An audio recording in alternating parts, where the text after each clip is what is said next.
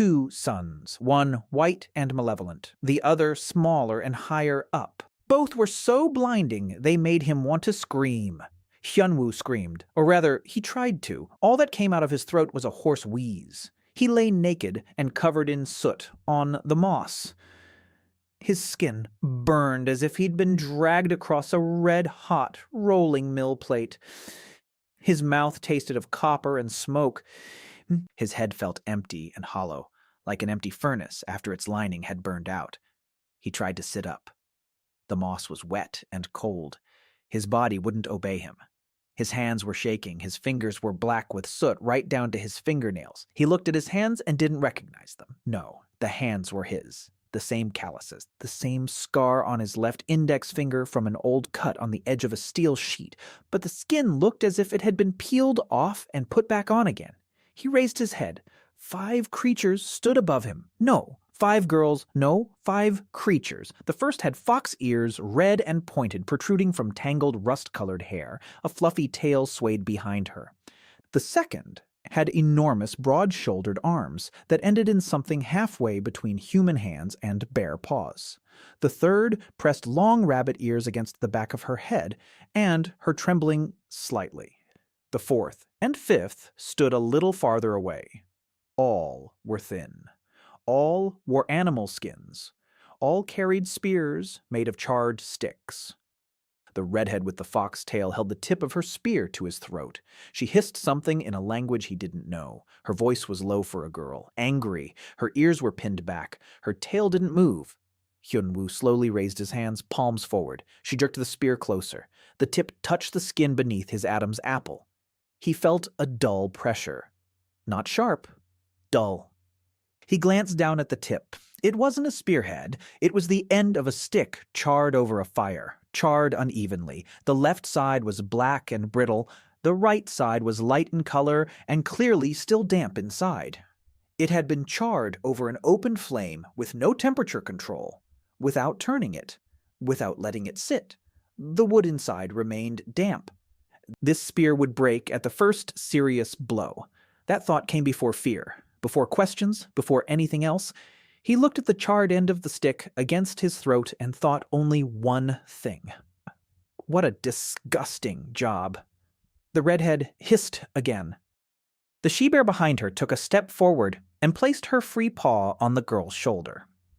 The redhead flinched but didn't lower her spear. Hyun Woo slowly lowered one hand and pointed at her spear. Then he pointed at the bonfire smoldering 10 paces away from him. Then he shook his head. No. Bad. Wrong. The redhead frowned. He poked his finger into the ground next to him and began to draw. His finger left a furrow in the wet moss. He drew a circle. Inside the circle, he drew a fire. Above the fire, he drew a stick.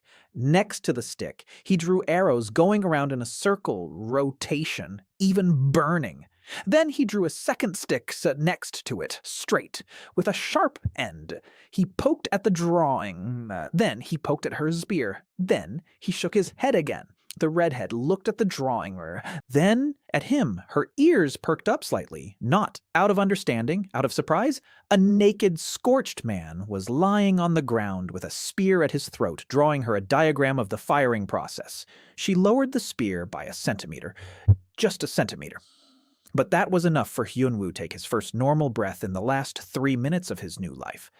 They helped him up, or rather they let him get up on his own. The she-bear stood nearby, watching his every move. She was a head taller than him, maybe a head and a half. Her arms were like logs. A scar ran from her left eyebrow to her temple. Her eyes were calm and heavy. She wasn't afraid of him. She was deciding whether it was worth the effort to strike him.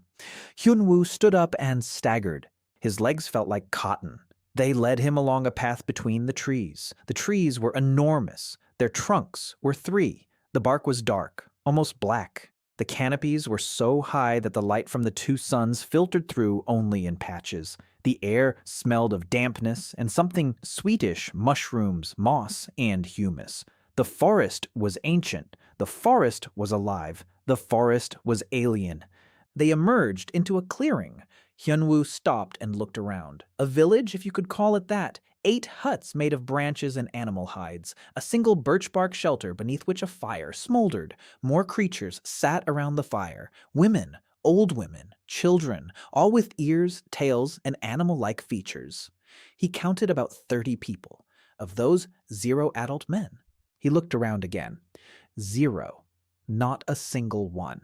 Only women of various ages and children. Half the children were barefoot. A quarter of the children had swollen bellies. He knew what that meant, not from medical training, but from simple human knowledge. A swollen belly in a child means hunger. They sat him down by the fire. Someone tossed him a piece of hide. He turned around. The hide stank, but it was warm. A redhead with a fox-like tail sat down across from him and didn't take her eyes off him. A she-bear stood behind him. He sensed her presence the way one senses a wall. A female hare with long, flattened ears sat slightly to the side and watched him with quick, darting eyes. She was small, skinny. Her ribs showed through her skin. The others were the same, skinny, emaciated, tired. Hyun Woo looked at the fire. The fire was burning poorly. The firewood was damp. The smoke was thick and acrid. He looked at the huts, not a single chimney, so when they lit a fire inside, the smoke filled the entire space. Their eyes, their lungs, the children. He looked at the shelter. The posts were driven in crookedly. The birch bark was laid overlapping, but with gaps. At the first heavy rain, this shelter would collapse. He looked at the ground around the fire. Trampled clay, reddish with small flecks. He bent down and picked up a clump. He kneaded it between his fingers. The clay was rich, malleable. It held its shape well, suitable for firing, suitable for bricks, suitable for lining. He raised his head and looked around. The forest was full of trees, clay underfoot. He could hear the stream murmuring somewhere beyond the trees to his right. The elevation drop from the clearing to the stream was about 5 or 6 meters at a glance, enough for a water wheel. With a water wheel, he could set up bellows. With bellows, he could raise the temperature in the furnace. At a high enough temperature, he could produce iron. Not iron ore. Real iron. He sat naked, scorched, wrapped in a hide that smelled of dog. In the middle of the forest, surrounded by creatures that shouldn't exist. Under a sky with 2 suns, without a language, without tools, without a single piece of metal. And already a technological chain was taking shape in his mind. Clay, a kiln, bricks, coal, a smelting furnace, iron, tools, everything else. He didn't know where he was. He didn't know why the girl across from him had a fox's tail. He didn't know if he'd ever return home. But he knew one thing. These people were starving. These people had no metal, no proper shelter, no proper fire. And right at their feet lay the clay from which a civilization could be built. He needed hands and time, and for the redhead to stop looking at him like he was a louse. 3 days passed. For 3 days, he observed. For 3 days, he memorized. For 3 days, he tried to figure out how everything worked here. The redhead's name was Eliza. He figured that out because the others addressed her most often. Eliza. She was the leader. She decided who did what. She distributed the food. She spoke quietly and concisely, and everyone listened. She was about 20, maybe 22. She was too young for such a burden. He could tell by the way she sat by the fire in the evenings when everyone else had fallen asleep. She didn't lie down. She sat and stared into the flames. Her ears were drooping. Her tail was wrapped around her knees, alone. He knew that look. He'd seen it on the faces of shop foremen after accidents. A person who is responsible for everyone and can't cope. A person who can't afford not to cope. The she-bear's name was Bruna. She was the only fighter in the village. She patrolled the perimeter every morning and every evening. She wore a stone axe on her belt. Stone, not iron, not bronze. Stone. Hyun Woo looked at that axe and his teeth clenched. A stone axe in a world where there's iron ore. It was like seeing a calculator next to a person who counts on their fingers. Bruna didn't speak to him. She simply stood nearby as he moved through the village, silent, watching. If he went to the stream, she followed him. If he sat by the fire, she stood behind him. Not a threat. A guard. She'd decided he was useful even before he'd done anything. Or perhaps she'd simply decided it was better to keep him under control than losing sight of him. The female hare's name was Tia. She'd arrived in the village recently. He could tell by the way the others looked at her, not as one of their own, as a guest. She was quick, petite, always on the move. When she spoke very quickly, almost swallowing her words. Sometimes she'd stumble in the middle of a sentence and freeze for a second. Then she'd continue even faster. There were marks on her wrists, thin white stripes in a circle, marks from ropes or from chains. He saw them when she held out a bowl of food to him. She held it out and immediately her hand back. Quickly, out of habit, like someone who was used to being hit for holding out her hand.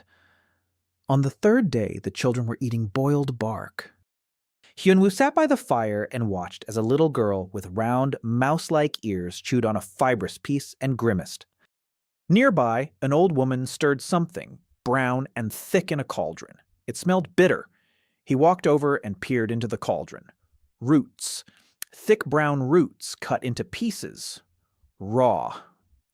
The old woman was boiling them in open water. The water was boiling and bubbling. The roots weren't softening. He touched one, hard, bitter, poisonous, without extensive processing.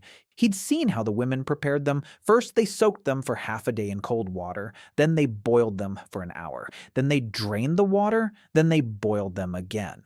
By evening, the roots became somewhat edible, but they lost half of what little nutrition they contained. And the whole procedure took a full day and a lot of firewood. Hyun Woo sat down next to the cauldron and began to think. The problem was simple. The boiling point of water at normal pressure is 100 degrees. That's not enough to break down the bitter alkaloids in the roots.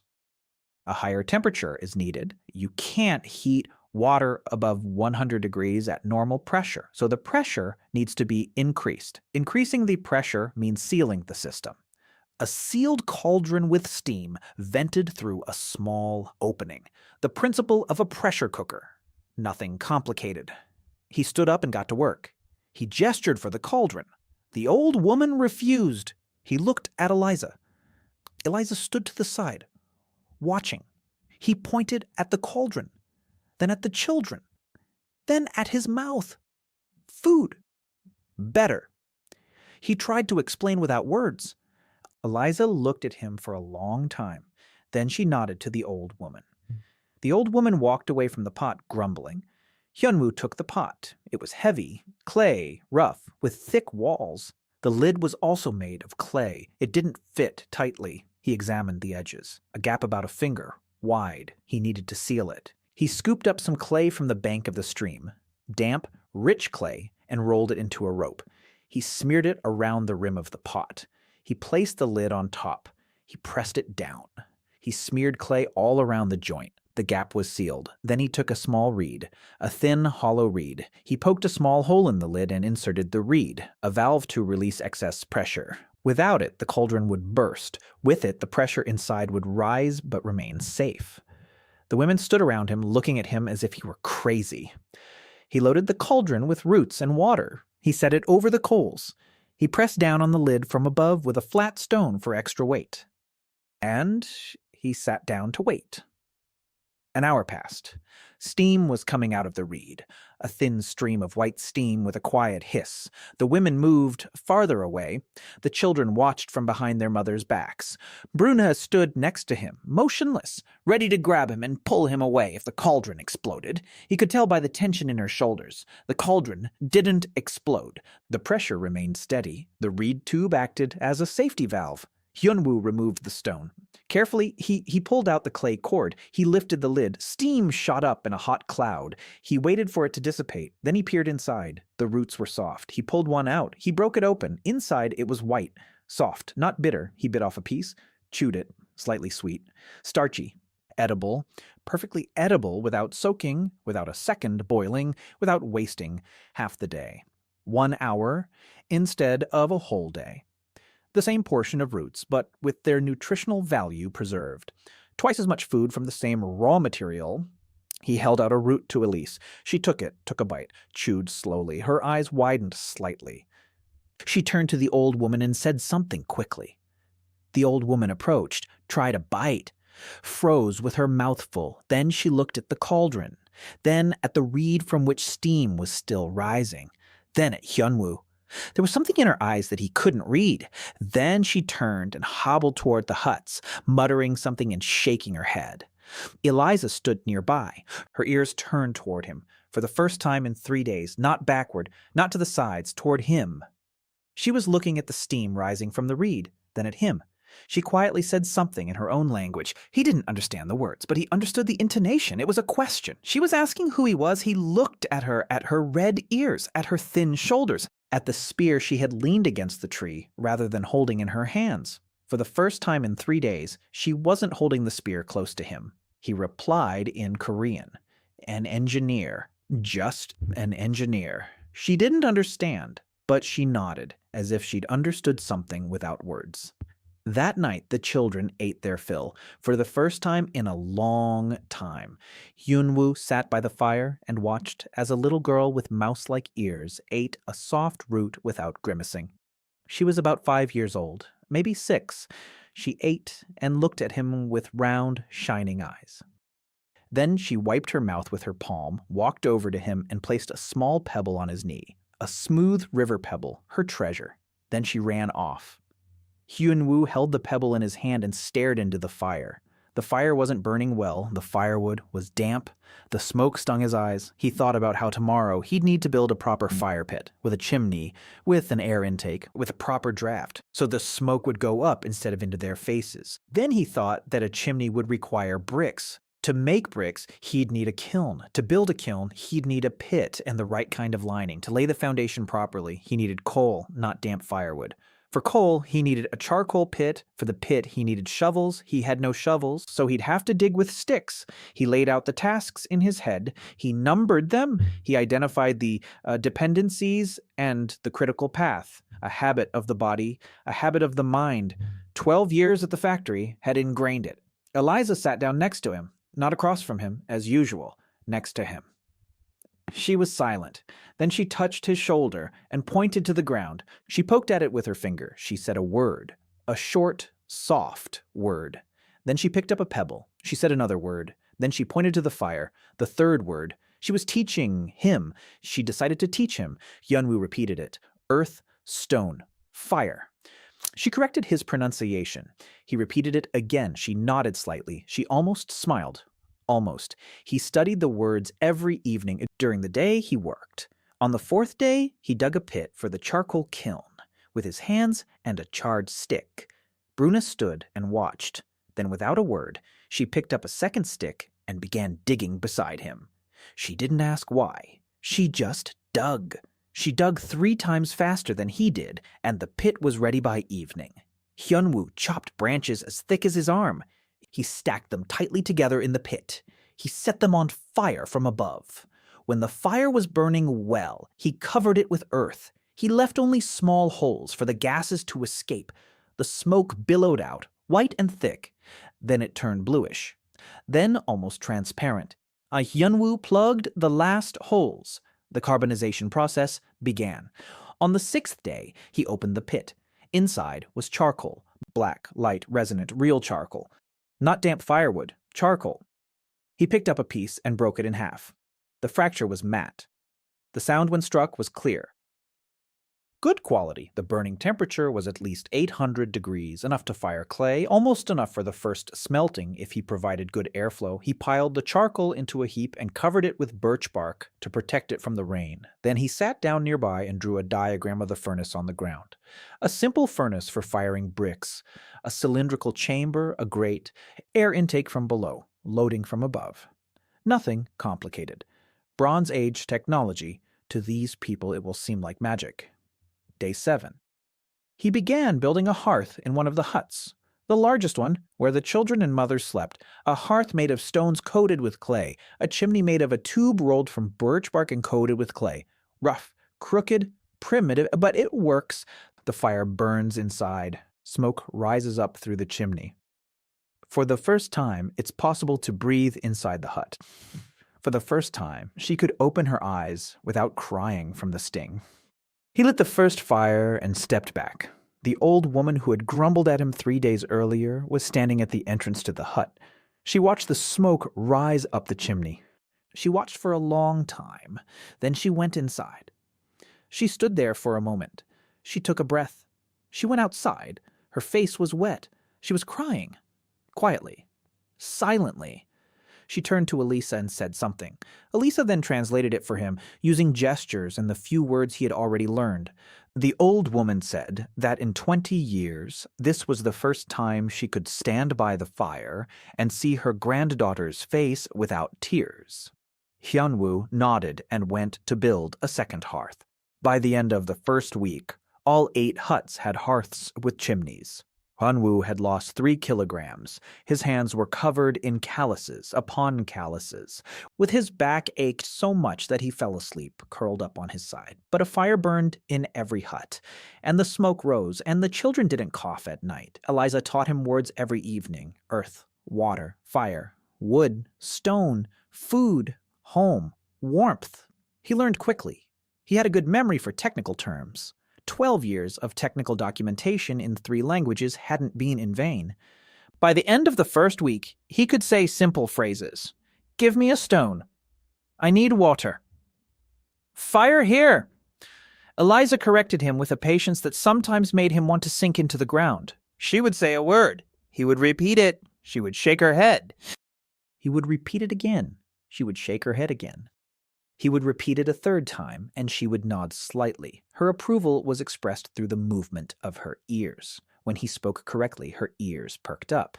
When he spoke incorrectly, they tilted back slightly. He learned to read her ears before he learned to read her words. On the 8th day, it rained, a cold, torrential downpour.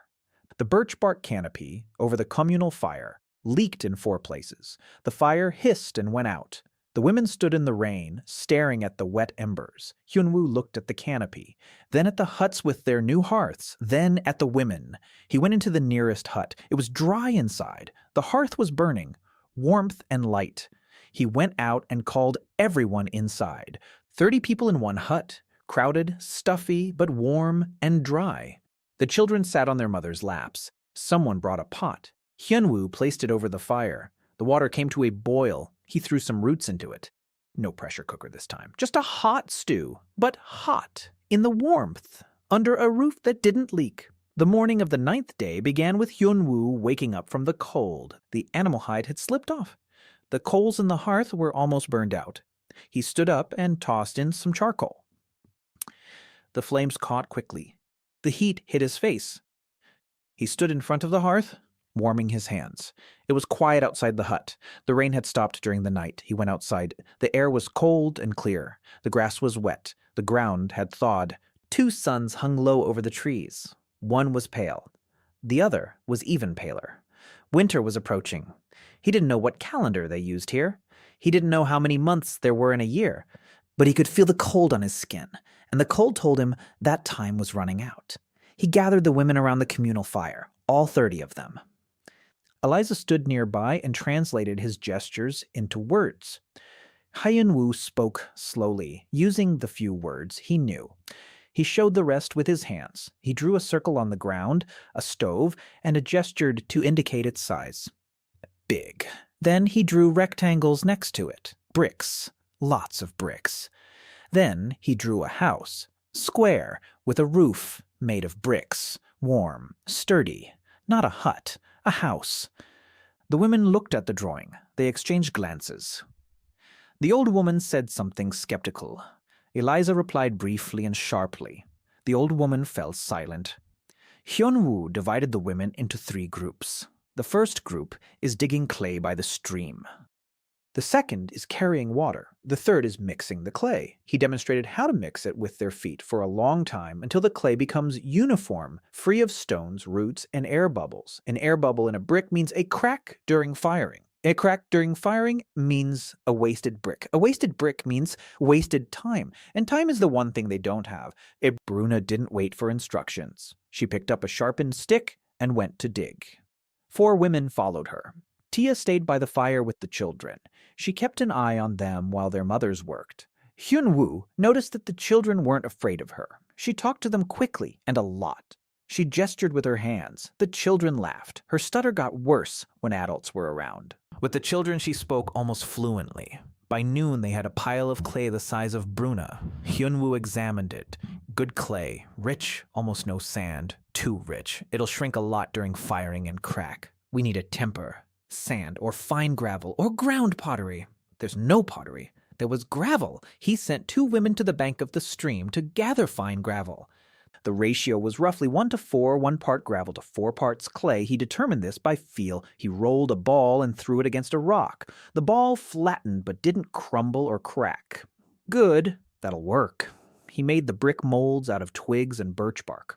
Wooden frames measuring roughly 25 by 12 by 6 centimeters by eye. He didn't have a ruler.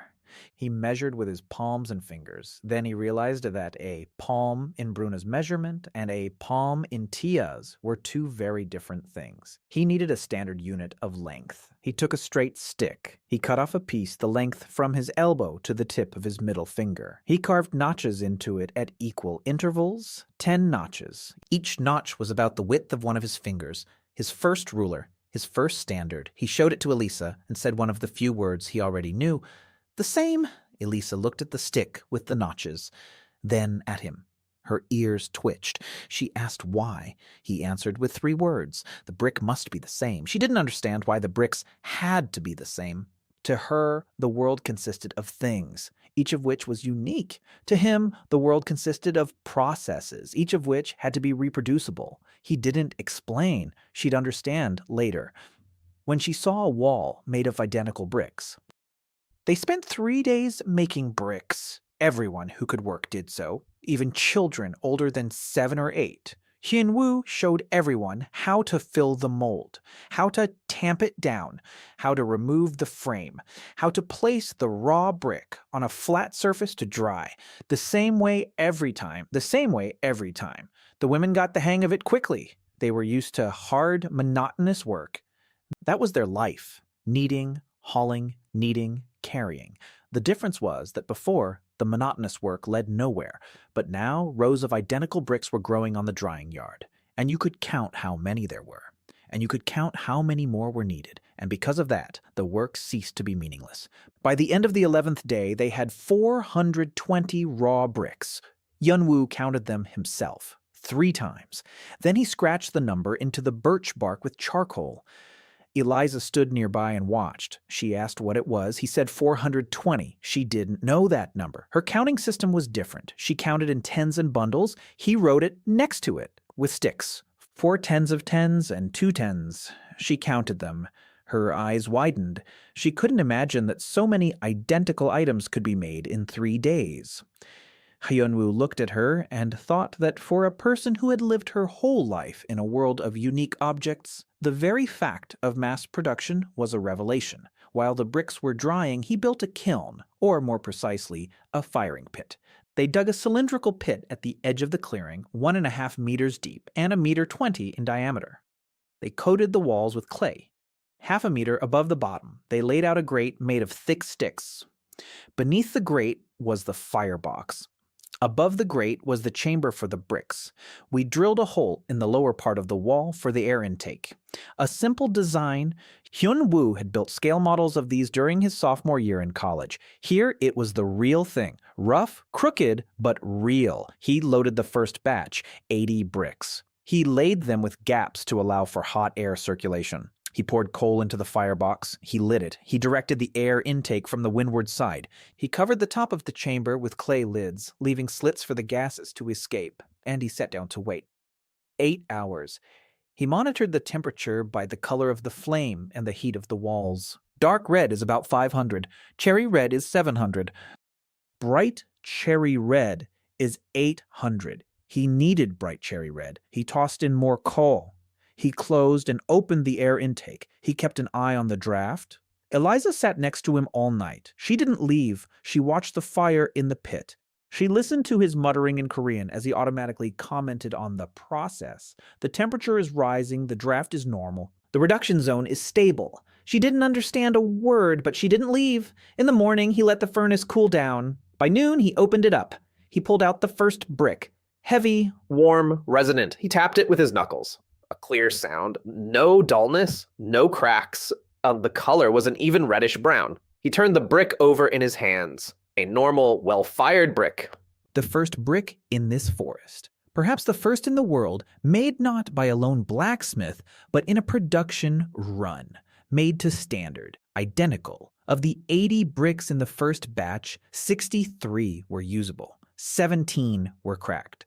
The defect rate was 21%, high, but for the first firing, in a pit without proper temperature control and without a pyrometer, it was acceptable. He examined the defective bricks. Most of the cracks were at the corners. Uneven heating. Need to refine the loading process. Change the arrangement of the bricks in the chamber. Maybe add a second row of air inlets to even out the temperature distribution. He jotted it down on birch bark. Firing number 1, date, charge 80, output 63, defects 17. Presumed cause, uneven heating. Correction, add a second row of air inlets. Eliza stood nearby and watched as he wrote. He was writing in Korean. She didn't understand a single character, but she could see that he was recording the errors and planning how to fix them. For the first time, she saw someone who treated failure not as a defeat, but as a source of information. The next 2 weeks merged into a single continuous cycle. Shape, dry, fire, count, record, correct, sculpting again. Second firing, 15% defective. Third firing, 12%. Fourth, 9%. The bricks were piling up. Neat rows of finished bricks grew on the site next to the kiln. The women had grown accustomed to the rhythm. They no longer waited for instructions. In the morning, one group went to dig for clay. Another group mixed the clay. A third shaped the bricks. A fourth laid them out to dry. A fifth unloaded the kiln. Hyun Woo assigned the tasks, and they worked. Like an assembly line. They didn't know the word assembly line, but they were an assembly line. By the end of the 3rd week, he had enough bricks for the first house. A small one, 1 room, but with brick walls 1.5 bricks thick, with a proper stone foundation, with clay plaster, with a hearth built into the wall and a chimney rising above the roof, with a proper door made of planks. There were no planks, so he needed an axe. He didn't have a proper axe, so for now, the door would be made of animal hides. But the walls would be stone, warm, draft-proof. He chose a spot, the southern edge of the clearing, maximum sun. He marked out the foundation with a ruler, that very stick, with notches. Bruna and 3 women dug a trench 2 bayonets deep. They lined it with stones. They poured in clay mortar. They let it dry for 2 days. Then they began laying the bricks. Hyun Woo showed them how to lay the bricks. Mortar, brick, offsetting the joints. Each subsequent row was offset by half a brick, the simplest kind of brickwork. The women learned quickly. By the evening of the first day, the walls had risen 4 courses high. Even. Hyun Woo checked the level with a homemade level, a stick with a small stone tied to a string, a plumb line. It worked roughly, but it worked. It took 5 days to build the house. Small, 4 by 3 meters on the inside. The walls were 1.5 meters high. Above them went a frame of poles and a roof of birch bark and straw, a hearth in the far wall, a chimney. The floor was packed clay. The doorway was covered with a hide. Hyun Woo stood inside and looked at the walls. They were a bit crooked. The mortar had been squeezed out in places, but they stood. They held. They were warm. He placed his palm on a brick. Warm from the sun on the outside, cool on the inside, thermal insulation. It works. Eliza followed him inside. She stopped in the doorway. She let her gaze sweep over the walls. She touched a brick. She looked at him. Her eyes were shining. She said one word, home. He nodded. Home. She said more, many words in quick succession. He didn't understand everything, but he understood the main thing. Who would live here? He pointed at her. Then toward the large shelter where the children were sleeping. The children and their mothers, here, in the warmth. That evening, the mothers and children moved into the new house. Hyun Woo watched as a woman with deer antlers carried a bundle of animal skins inside with a sleeping infant inside it. She held the baby close to her chest with one hand and stroked the brick wall with the other. She just stroked it as if it were a living creature. A second mother followed her inside, then a third. The children ran around, touching the walls and tapping them with their fists. The sound was dull and solid, not the crackling of branches, not the rustling of hides. Stone, a wall, a real wall that wouldn't collapse in the wind. Bruna stood outside and looked at the house. Hyun Woo approached her. She didn't turn around. He noticed that she wasn't looking at the walls. She was looking at the doorway, at how the children were going inside without fear. She said something quietly, one sentence. Eliza translated it later. Bruna said that 2 years ago, slave traders had come at night. The huts hadn't stopped anyone. Walls would have. Her sister would still be alive. Hyun Woo didn't answer. He stood beside her and remained silent. Sometimes silence is the only right answer. By the end of the first month, the village had changed. 1 brick house, 8 huts with chimneys, a charcoal pit operating continuously, a kiln producing 200 bricks a week, a supply of roots soaked and cooked in a pressure cooker for 3 days ahead. Before, there was no supply at all. Before, every day began with the question of whether there would be anything to eat today. Now that question had been pushed back 3 days. 3 days seems like a trifle. For people who went hungry every day, a 3-day supply is an eternity. Hyun Woo sat by the fire in the evening and counted 32 people, or rather, beast people. 3 children had come down with a cough from the dampness. 1 old woman hasn't gotten out of bed for a week. Food supplies are critically low. There are fewer and fewer roots in the area. They pick the nearest thickets and have to go farther each time. Hunting is nearly impossible. Just Bruna with a stone axe. The traps the women set are primitive and catch little. He needs iron. For axes, for arrowheads, for me, for everything. Without iron, they'll eat through the area's food supply in 2 months and start dying again. It took him 10 days to build the hut, every day from dawn until dark. First, he chose a spot down the slope from the ore outcrop, near a stream. The elevation difference from the stream to the site is about 4 meters. That's important. Later, it will be important for the water wheel. Right now, it's important for something else. Having water nearby means he can bring clay up and cool his tools. The design is simple. The shaft is 2 meters high. The inner diameter is 60 centimeters. The walls are made of 2 layers of brick. The inner layer is coated with rich clay mixed with crushed quartz. This is the lining. Without it, the brick won't withstand the temperature and will crumble after 3 smelting cycles. The exterior is coated with ordinary clay. Between the layers is an air gap about a finger's width wide. This serves as thermal insulation. There are 2 openings at the bottom. One is for air injection. The second is for discharging slag and metal. At the top is a charging opening. The main problem isn't the design. The main problem is the air supply. The melting point of iron is 1,538 degrees. A coal-fired furnace without forced air reaches a maximum of 800-900 degrees. That's enough to fire the bricks. But it's not enough for iron. Forced air is needed. Bellows are needed. There are no bellows. There's almost no leather for bellows. And Hyun Woo sat in front of the unfinished shaft and thought. He thought for 2 days. He drew on birch bark. He crossed it out. He drew again. Bruna brought him food and he forgot to eat. She set the bowl in front of him. He'd push the bowl aside and keep drawing. She'd move the bowl back. He'd push it aside again. She moved it back a 3rd time and growled, quietly, but enough to make the hairs on his arms stand on end. He looked at her. She pointed at the bowl, then at him. Then she clenched her fist. The message was clear. Eat or else. He ate.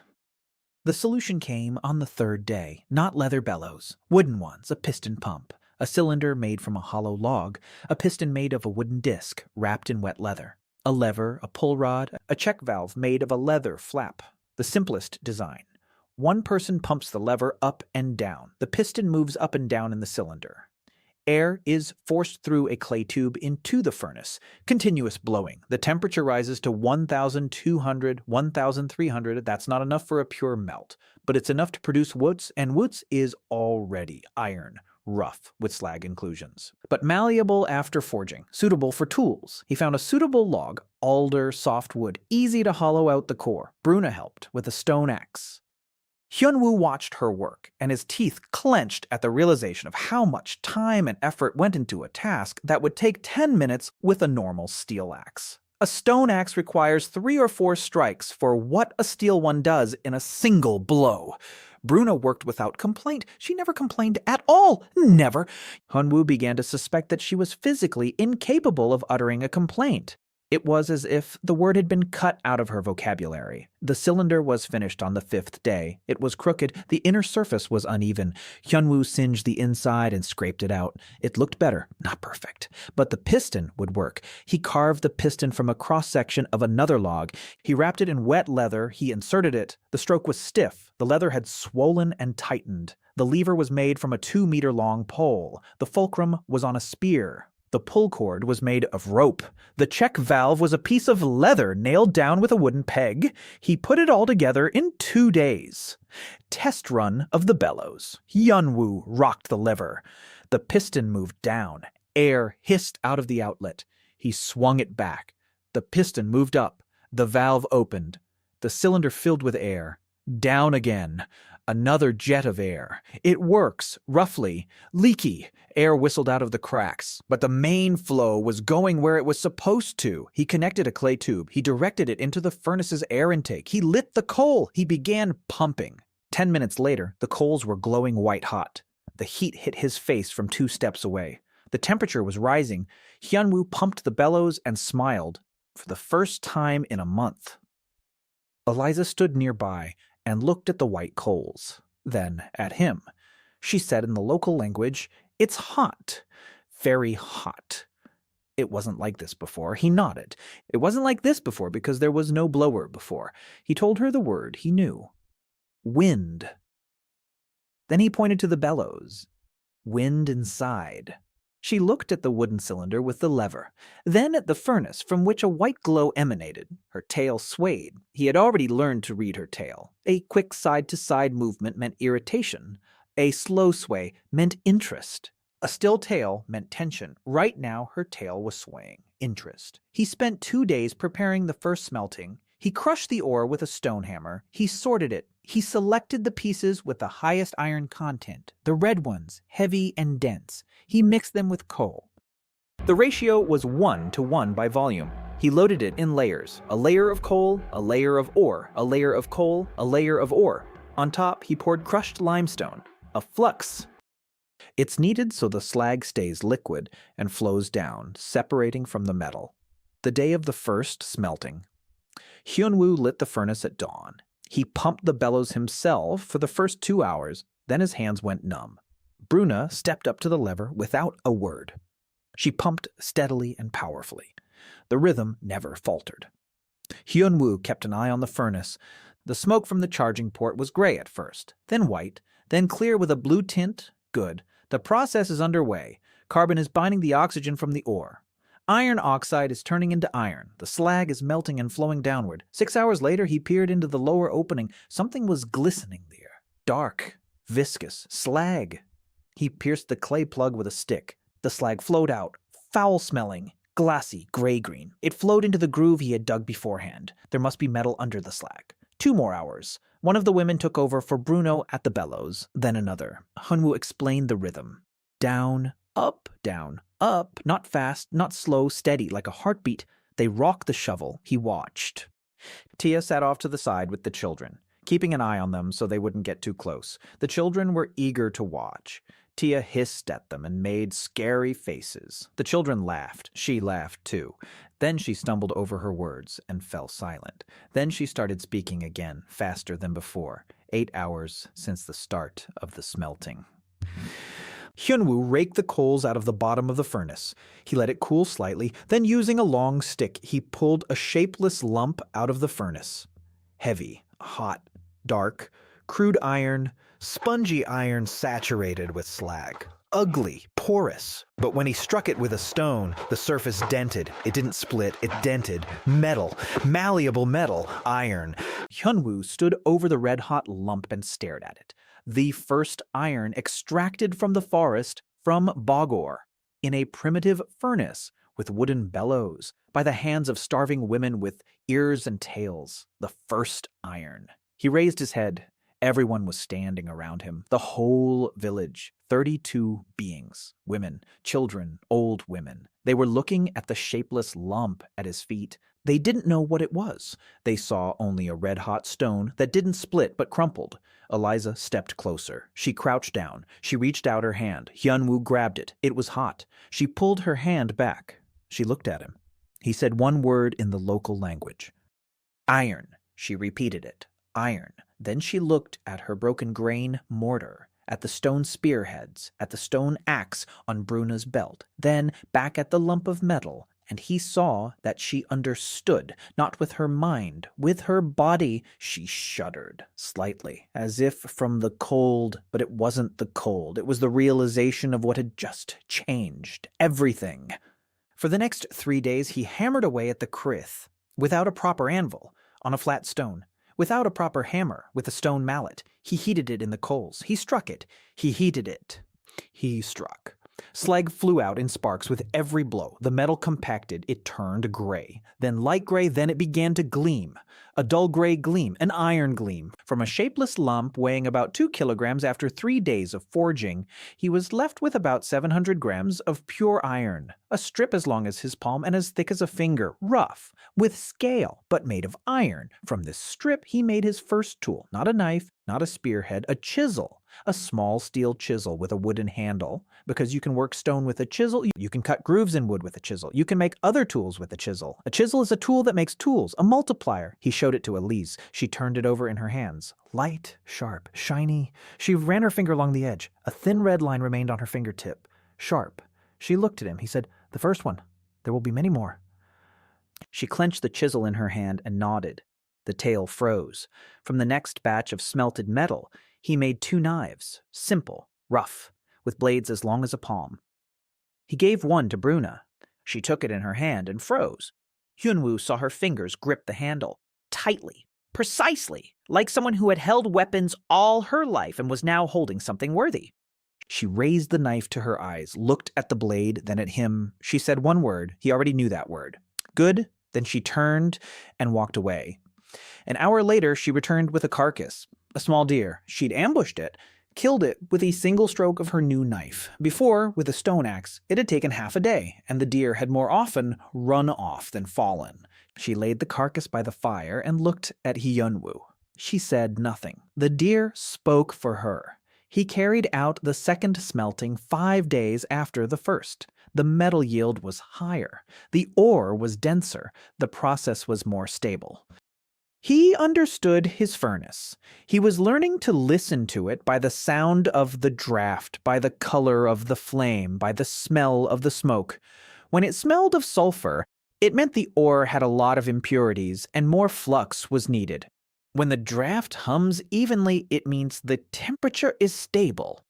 When it starts to wheeze intermittently, it means the air inlet is clogged and needs to be cleaned. He stood next to the furnace and listened to it as one would listen to a living creature. At the factory in Fohan, he did the same thing. He stood by furnace number 4 and listened. His colleagues thought he was an eccentric. Here, no one thought he was an oddball. Here, everyone thought it was normal. To them, the furnace was alive. To him, too, though for different reasons. By the end of the second month, the village had 6 knives, 2 axes, one small but made of steel, 12 arrowheads, all identical. All 12 were the same size, shape, and weight. Hyun Woo made them using a template. He carved a mold out of birch bark. He forged them to fit the mold. He checked them. If the deviation was greater than the width of a fingernail, he'd remake it. Eliza looked at the 12 identical arrowheads laid out in a row. She picked up one, then another. She compared them. They were identical. She didn't understand why they had to be identical. Hyun Woo explained it in the local language. He could do that now. His vocabulary was growing. An identical tip flies the same way. If you've zeroed in with one, you know where the other will fly. You don't have to get used to each arrow separately. Eliza froze. Then she looked at him, then at the arrowheads, then back at him. She understood. It wasn't just the words, the principle. Standardization isn't about neatness. Standardization is power. She stacked the arrowheads back neatly, one on top of the other, and she said quietly, "Show me more. What else can be made the same?" He showed her. Pots of the same size, stacked on top of each other. Saves space. Bricks of the same size. They fit together without any adjustments. Saves time. Ropes of the same length, you can swap one for another. Saves on rope. Measuring containers for grain, water, and clay. All identical. So the mortar recipe wouldn't vary from batch to batch. So each portion of food would be fair. So no one could say they'd been given less. The food problem had to be solved before winter. Hyun Woo lay in his shelter at night and did the math. 34 people. The average daily consumption of roots per person is about 300 grams of dry weight.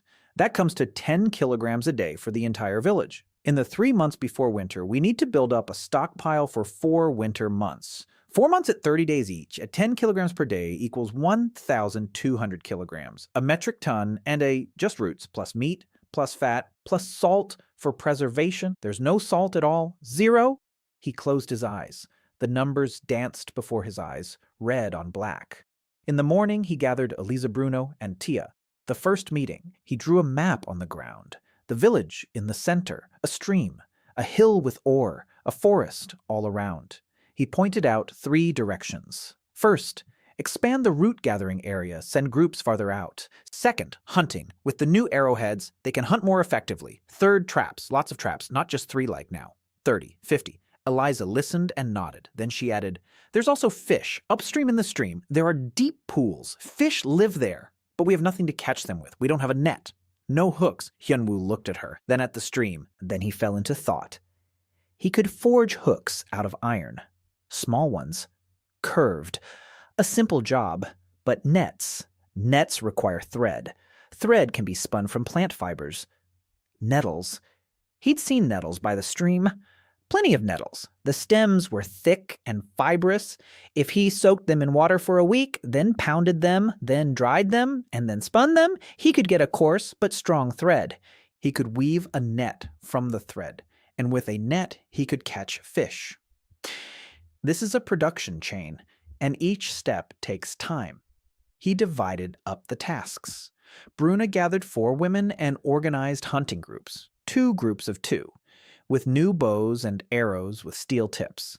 They hunt in shifts, 1 group in the morning, the other in the evening. Tia organizes the root gathering. She plans the roots. She makes sure they don't strip one spot clean, but rotate between areas, giving the roots time to recover. Rotation. Eliza organizes soaking the nettles and spinning the thread. Hyun Woo will forge hooks and make traps. The first 3 days were spent on the hooks. It was meticulous work. Heat a thin iron rod until red hot. Bend it, sharpen the tip, add a barb so the fish wouldn't slip off. A small hook, 15 minutes of work. In 3 days, he made 40 hooks, all identical. Tia counted them and recorded the number. The traps were simpler. Loops made of nettle rope set along animal trails. Hyun Woo demonstrated the principle. A loop on the ground, camouflaged with leaves. A small stick acting as a strut. An animal steps on it. The stick springs out. The loop tightens. The women knew of similar designs, but their traps were crude and only worked half the time. Hyun Woo added one detail, a spring-loaded lever made from a bent young sapling. The animal steps on it. The noose tightens. The sapling straightens and jerks the prey upward. The animal cannot chew through the rope.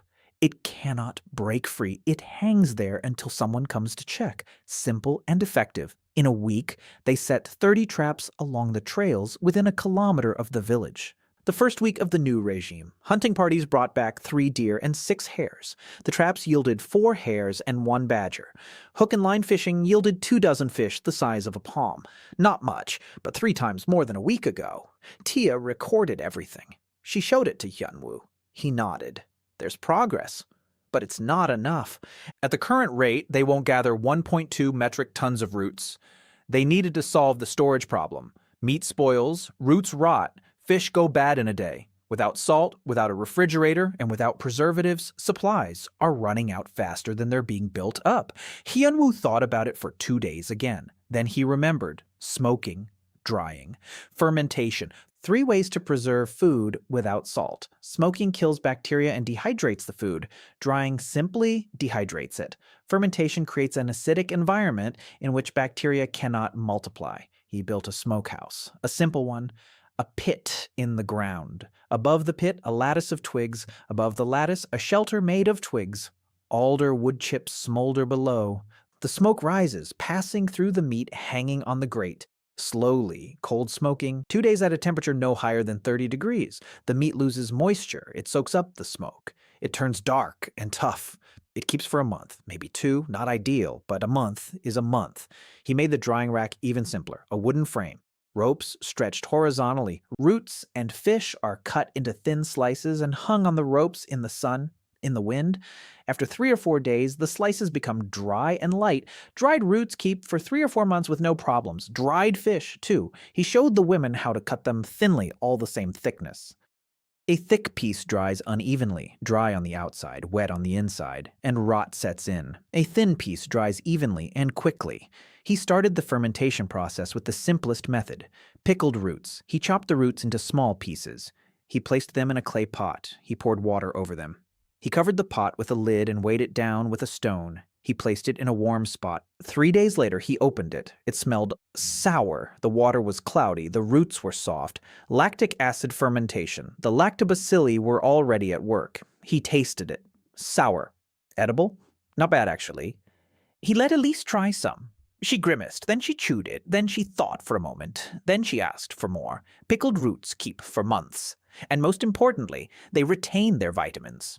In winter, when there's no fresh greens, they're a lifesaver against scurvy. He didn't bother explaining what scurvy was. He just said, "Eat this in winter and your teeth won't fall out." Eliza looked at him for a long time. Then she nodded. By the middle of the 3rd month, the system was up and running. Hunting parties went out every day. Traps were checked in the morning and evening. Fish were caught on hooks and on primitive wicker traps that the women had learned to weave from his diagram. Meat was smoked. Roots were dried and pickled. Tia kept track of everything. Daily, intake, expenditure, balance. Hyun Woo checked her records every evening. There were no mistakes. Tia never made a mistake with the numbers, but the numbers were still alarming. The stockpile was growing, but they were growing slowly, according to Tia's calculations. By the start of winter, they would have accumulated enough food for 2.5 months. Winter lasts for a difference of 1.5 months, 1.5 months of hunger. Hyun Woo looked at the numbers and said nothing. Eliza sat beside him and was silent too. She knew how to read his silence. He was silent not because he didn't know what to say. He was silent because he was thinking. The solution came from the stream. Hyun Woo walked along the bank every morning. It was a habit.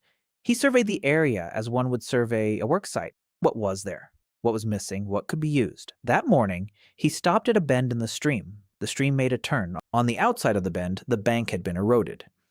The water flowed quickly. On the inside of the bend was a backwater, quiet, shallow. The bottom was muddy. And in that backwater, he saw something green, thick, bright green growth. On the bottom, watercress or something similar, an edible aquatic plant. He picked a bunch, rinsed it, tasted it. Bland? Slightly bitter, but edible. Vitamins, minerals. It grows in water. Requires no soil. Requires no watering. Grows quickly. All on its own. He stood ankle deep in the stream and thought. Not about watercress. About water. About the stream. About the elevation drop. 4 meters from the site to the stream. Enough for a water wheel. A water wheel means constant energy. Constant energy means a bellows for a blast furnace without a person at the lever. It means a grain mill if there's grain. It's a grindstone for tools. It's a hammer for forging. He stood in the water and saw before him not a stream, but an industrial site. A water intake, a canal, a wheel, a drive shaft, a transmission mechanism, machinery, all powered by a single stream. But that's for later. Right now, watercress. He gathered a few bunches, brought them to the village, showed them to Elise. Edible, grows in water. You can harvest it. She sniffed it, tasted it, nodded. Then she asked, "Is there a lot of it?" Hyun Woo said, "Not much, but we can grow more. We can make a pond, a small, shallow one. Divert water from the stream. Plant the watercress. It'll grow fast. It won't solve the food problem completely, but it'll add some greens to our diet. In winter, when everything around us freezes, a warm pond near the hot stones of the stove might provide fresh greens. Maybe." Eliza looked at him, her ears pricked up. She said, "A warm pond in winter." He nodded. "If we channel heat from the stove to the pond, hot stones, or hot water from the cooling system." He hadn't built the water wheel yet. He hadn't built a proper canal yet. He hadn't even done 1/10 of what he'd envisioned. But Eliza heard the word warm next to the word winter, and her eyes changed. She looked at him as if she was seeing him for the first time. They dug the pond for 2 days. It was small, 3 by 2 meters, knee-deep. They lined the bottom with clay, tamped down until it was watertight. They dug a channel from the stream to feed it. The water came in murky. After a day, it cleared. Hyun Woo planted watercress. A week later, the greens covered half the surface. 2 weeks later, they filled the entire pond. Women came to cut bunches for the pot. Fresh greens and a root vegetable soup, a small change. But the children ate the greens, and they were fresh. In a world where fresh food is indeed a luxury, a bunch of watercress is a small miracle. The third month, Hyun Woo began building a second house. He had saved up enough bricks. This one was larger than the first, 5 by 4 meters, with a partition inside, 2 rooms. They'll live in one. The other will be for storing supplies, dried roots, smoked meat, dried fish, and pickled roots in pots. The storage area had to be dry. He installed ventilation. 2 openings in the walls at different heights, the lower one at floor level, the upper one near the ceiling. Warm air rises and exits through the upper opening. Cold, dry air enters through the lower one. Constant circulation. No moisture, no mold, no rot. Bruna helped with the bricklaying. She'd learned to lay bricks evenly, not as evenly as Hyun Woo, but acceptably. She worked silently and with concentration. Hyun Woo noticed that she laid each brick with a strange precision, as if every brick mattered. He asked her. She didn't answer right away. Then she said, "The wall is what stands between the children and the outside world. Every brick is a piece of the wall. If one is crooked, the whole wall is weaker." Hyun Woo looked at her. Then he nodded. For Bruna, laying bricks wasn't just construction. It was a promise. She was building a wall that hadn't been there 2 years ago when the slave traders arrived. She was building a wall behind which her sister would have stayed alive. In the middle of the third month, something happened. One morning, Bruna came running back from her patrol. It was the first time Hyun Woo had ever seen her run. She didn't run. She walked, always, slowly and heavily. If Bruna was running, it meant something serious. She ran up to Elisa and spoke quickly. Hyun Woo didn't catch every word, but he got the gist. People, strangers. They're coming this way, lots of them. Elisa turned pale. Hyun Woo saw the blood drain from her face. Her ears flattened. Her tail froze. She turned to him. There was a question in her eyes, and fear. He saw that fear, the fear of someone who had already lost people, someone who knows that the loss is real and concrete, and that it has names. Hyun Woo said, "How many?" Bruna held up her fingers. 8, maybe 10, armed. Not soldiers, merchants, or hunters. They're coming up the trail from the south. They'll be here by noon. Hyun Woo looked at the sun. Both of them. 3 hours until noon. He looked at the village. Brick houses, a furnace, a smokehouse, a drying shed, a stack of bricks. All of this is visible from the trail. All of this screams that savages don't live here. People with technology live here, with iron, with walls. He realized it was impossible to hide this. So they had to meet them. The question was how? He gathered everyone. Quickly, women and children into the brick houses, close the doors, don't go out. Bruna takes the 3 strongest women, bows, arrows with steel tips, take up positions behind the trees by the trail. Don't shoot, watch, wait for the signal. Eliza was with him. Tia was inside the house with the children. He would go out to meet them himself, alone. Eliza grabbed his arm. Abruptly, painfully, her claws dug into his wrist. She hissed, "No, not alone." He looked at her hand on his wrist, then at her. Her eyes were yellow with vertical slits, and there was something in them that took his breath away. Not fear for himself, fear for him. He gently pried her fingers apart, one by one. He said quietly, "I'm human. They're people. If they see me first, that's better than if they see you first." She looked at him. Her ears trembled, her tail swished against her legs. Then she opened her hand on her own. She let go. She stepped back. She nodded. Once, briefly. They arrived around noon. 10 men, people, ordinary people, without ears or tails, wearing leather jackets, with swords at their belts. 1 had a crossbow. 2 had nets. Hyun Woo stood on the trail and waited, alone, unarmed, his hands in plain sight. They saw him and stopped. The leader stepped forward, tall, tanned, a scar on his cheek, small, quick eyes, the eyes of a man who assesses how much something is worth, where the danger lies, where the profit lies. He said something. Hyun Woo didn't understand everything. The language was similar to the one he'd studied with Elisa, but different. a dialect, or a related language. He made out, "Who are you? Where are you from? Are you alone?" Hyun Woo replied in the local language. Slowly, with an accent, "A master builder. I live here." The leader narrowed his eyes.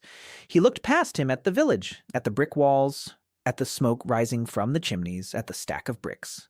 His eyes widened, then narrowed. He turned to his men and said something quickly. Hyun Woo didn't understand the words, but he understood the tone. It was a tone of greed. The man had spotted something of value, and he wanted to take that value for himself. The boss turned back to him and spoke slowly as if to a child.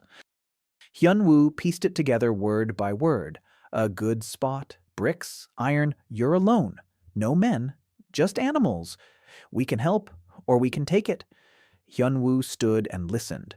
He felt no fear. He felt what he'd felt at the factory when the contractor tried to foist defective refractories on him. Cold contempt. He gestured behind him, without turning around. He knew Bruna could see. He knew Bruna was waiting. He spoke in the local language. "My people, my home, leave." The boss smirked. He looked at his men. 10 armed men against 1 unarmed man. The situation was simple. He placed his hand on his sword. He'd been designing the water wheel for 3 days. He drew on birch bark. He erased. He drew again. Eliza sat nearby and watched him sketch. She'd already gotten used to his drawings. She didn't understand most of the lines and symbols, but she understood that every drawing turned into a thing.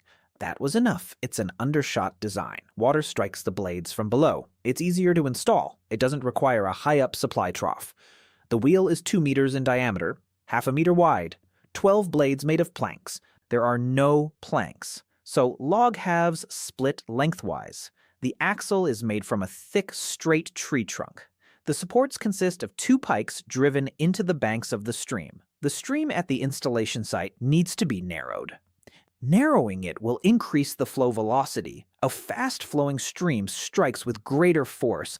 More power on the shaft, more output, the most complicated part. Transmitting rotation from the wheel to the bellows, the crank. The wheel's axle rotates. At the end of the axle is a crank. The crank is connected via a connecting rod to a lever of the bellows. The wheel rotates, the crank converts the rotation into reciprocating motion. The lever rocks the bellows. The bellows feed air into the furnace continuously without a person, 24 hours a day, as long as the water flows. He showed the blueprint to Bruna. Not to Elise, to Bruna, because Bruna would be the one chopping down trees and hauling logs. Bruna looked at the blueprint, then at the stream, then back at the blueprint. She didn't understand how it worked, but she understood the dimensions, and she understood that trees of a certain thickness and length were needed. She nodded. She picked up the axe, the new steel axe that Hyun Woo had forged last week. She went into the forest. She returned 4 hours later, dragging 3 logs behind her. Smooth, straight, the right diameter. Hyun Woo looked at the logs, then at her. She dragged 3 logs through the woods for 4 hours, all by herself. He estimated the weight. Each log weighed 50 to 60 kilograms. She dragged 150 kilograms through the woods. He opened his mouth, closed it, decided it was pointless to discuss the bear's physical capabilities. They were beyond his engineering calculations. They spent a week building the wheel. Hyun Woo marked out the pieces, cut them. He adjusted the pieces. Bruna chopped wood. She hauled it. She held it in place. 4 other women helped. Eliza coordinated. Tia calculated material usage and took notes. The children were shooed away from the construction site. They came back anyway. They sat on the shore and watched the adults maneuver the logs. He made the blades from split halves of logs. He split them with wedges, steel wedges from the last smelting. The iron was being used up faster than it could be stockpiled. Every new project required tools. Tools required metal. Metal required smelting. Smelting required time and coal. A vicious cycle. The water wheel was supposed to break this cycle. More air, more heat, more metal, more tools. Each link amplifies the next. Positive feedback, exponential growth. In theory, in practice, every joint, every connection, every part is a struggle against the material and the lack of proper tools. The crank, the most complex part. The bending of the shaft, he couldn't bend a tree trunk, so a composite structure was needed. A straight axle, a perpendicular lever secured in a groove. The groove was cut with a chisel. The lever was secured with wedges and wrapped in wet leather. The leather would dry and tighten the joint securely. He checked it, gave it a wiggle. Minimal play. It'll work. The first smelting using the water wheel took place the next day. Hyun Woo loaded the ore and coal in layers. He poured in limestone. He lit the fire. The wheel pumped the bellows steadily, and without stopping. The rhythm didn't falter. Air flowed into the furnace in a steady stream. The temperature rose faster than he was used to. The walls of the blast furnace glowed dark red, then cherry red, then a bright cherry red, then orange. Hyun Woo took a step back. He'd never seen his furnace reach such a temperature before. Orange meant 1,100, maybe 1,200. The blower worked more powerfully than a manual one, more evenly, without pauses. Without the weak surges that occur when a person's hands get tired. The wheel doesn't get tired. The water doesn't get tired. The water just flows. The cast iron came out denser than usual, heavier, with less slag inside. Hyun Woo broke off a piece and examined the fracture. Fine-grained, silvery, almost uniform. This isn't just kritza, it's almost normal welding iron. At this temperature, the slag melted better and flowed downward instead of getting stuck in the pores. The quality had jumped by an order of magnitude. He stood there, looking at the piece of metal in his hands, thinking about how a single water wheel had just changed, not just the quantity, but the very nature of his iron. In his first week of working with the wheel, he produced 12 kilograms of pure wrought iron. Before, he'd only managed 2 in a week, a 6-fold increase. Tia wrote down the numbers and circled them twice. She had started circling important numbers, her own language of record-keeping. Hyun Woo hadn't asked her to do this. She came up with it on her own. From the first batch of the new iron, he made 4 items. A steel axe for Bruna, full size, with a standard handle and a blade as long as a palm. She took it in both hands, ran her thumb along the edge. It cut off a hair from her forearm. Sharp! She looked at Hyun Woo and said one word. Thank you, for the first time in 3 months. He nodded and turned away because he didn't know what to do with gratitude that sounded like an oath. The second item, a set of 6 chisels of various sizes, for woodworking. With chisels, you can make grooves, tenons, and mortises.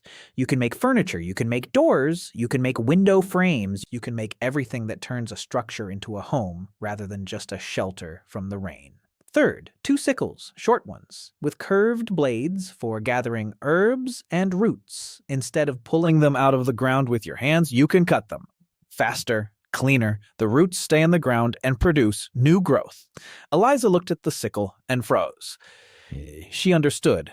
If you cut them instead of pulling them out, a new crop will grow in the same spot in a month. No need to look for new thickets. You can return to the old ones.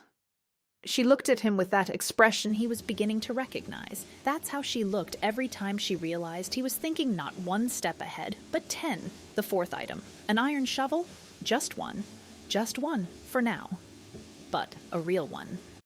With a steel blade and a wooden handle. He thrust it into the ground in front of everyone.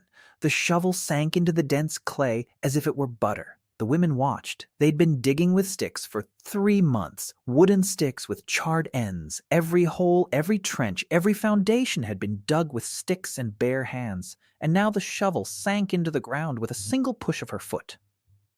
Bruna walked over. She took the shovel. She dug. A clod of earth the size of a child's head flew out of the hole. She dug again. Another clod. In a minute, she had dug a hole big enough to sit in. It used to take an hour. Bruna stopped. She looked at the shovel, then at her hands, which had been digging the earth without it for 3 months. Then she slung the shovel over her shoulder and went to dig a trench for the 3rd house. The 3rd and 4th houses were going up at the same time. There were enough bricks. The kiln was running 2 shifts. The women were molding and firing the bricks without supervision. Hyun Woo only checked the quality once every 2 days. The defect rate had dropped to 5%. A stable process. Controlled. Predictable. For the first time in 3 months, he felt something resembling peace of mind. It was brief, because peace of mind in this world lasts exactly until the next problem arises. The next problem came in the form of rain. Not ordinary rain, a downpour. One that lasted 3 days. The stream swelled, the water rose by a meter, the water wheel was flooded, the blades were completely submerged, and the wheel came to a halt. The current was too strong, the dam gave way, the stones were swept away. Water gushed across the yard, flooding the coal pit and eroding the foundation of the smokehouse. Hyun Woo stood in the rain and watched as the water washed away 2 weeks' worth of work. Our coal scattered, washed away clay, a smokehouse leaning to one side, the kiln half submerged. The blast furnace still stands. The bellows are silent. Bruna stood nearby. She was silent. Eliza stood on the other side. She too was silent. Tia sat in the house with the children, watching the rain through the window. Hyun Woo stood looking at the destruction and thought. Not about what had been lost, but about why it had been lost. He hadn't accounted for the flood. He hadn't built in enough height. He hadn't dug a drainage channel. He hadn't reinforced the dam. Design flaws, his mistakes, his and no one else's. He wiped his face with his sleeve. It was useless. The rain had already started pouring again. He turned to Elise and said, "We need a channel." She nodded. They stood in the rain, and both knew the channel had to be dug right now, in the rain, in the mud, because if the water rose another half meter, it would flood the homes. Everyone dug. Bruna led the way with a shovel. Behind her were 10 women with sticks. Hyun Woo marked out the route.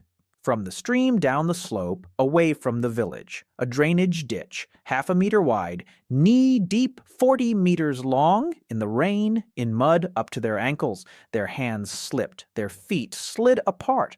Bruna worked like a machine, non-stop, without complaint.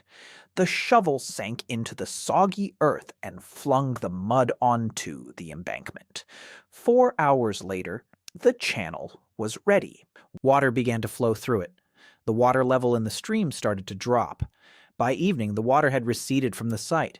The coal pit had turned into a swamp. The smokehouse stood crooked, but it stood. Hyun Woo spent the rest of the evening by the hearth drawing a new plan for the site. The blast furnace and the wheel higher up the slope. The drainage channel lower down. A dam with a spillway in case of flooding. A 2-meter margin above the maximum water level. He wouldn't repeat this mistake. He wrote it down on birch bark. Flood damage caused. Solution? Eliza sat next to him and watched as he wrote. She said quietly, "You're angry at yourself?" He looked at her. She could already read him well. He nodded. "Yes. I'm angry." She said, "Don't be angry. You're on your own. You can't know everything." He replied, "I can. I have to. It's my job." She shook her head, and her ears lay flat against her head. Then she stood up and left. He could hear her talking to the old woman behind the wall, quietly, quickly. He couldn't make out the words. The restoration took 5 days. They dried the charcoal over campfires. They repaired the smokehouse. They rebuilt the dam, higher, stronger, with a spillway made from a hollow log. If the water rises above the dam, it will flow through the spillway instead of over the platform. They repositioned the wheel, they raised the supports onto stone pillars. Even during a flood, the blades will remain at the correct height. It's been 2 months since construction of the water wheel began. There's a lot of iron now by local standards. Hyun Woo forged every day. In the morning, axes and knives. In the afternoon, spearheads. In the evening, parts for the next project. His hands ached constantly. His wrists would swell by nightfall. He'd wrap wet rags around them and go to sleep. In the morning, he'd take them off. He'd head to the anvil. He now had an anvil of his own, a flat piece of rock, heavy, smooth.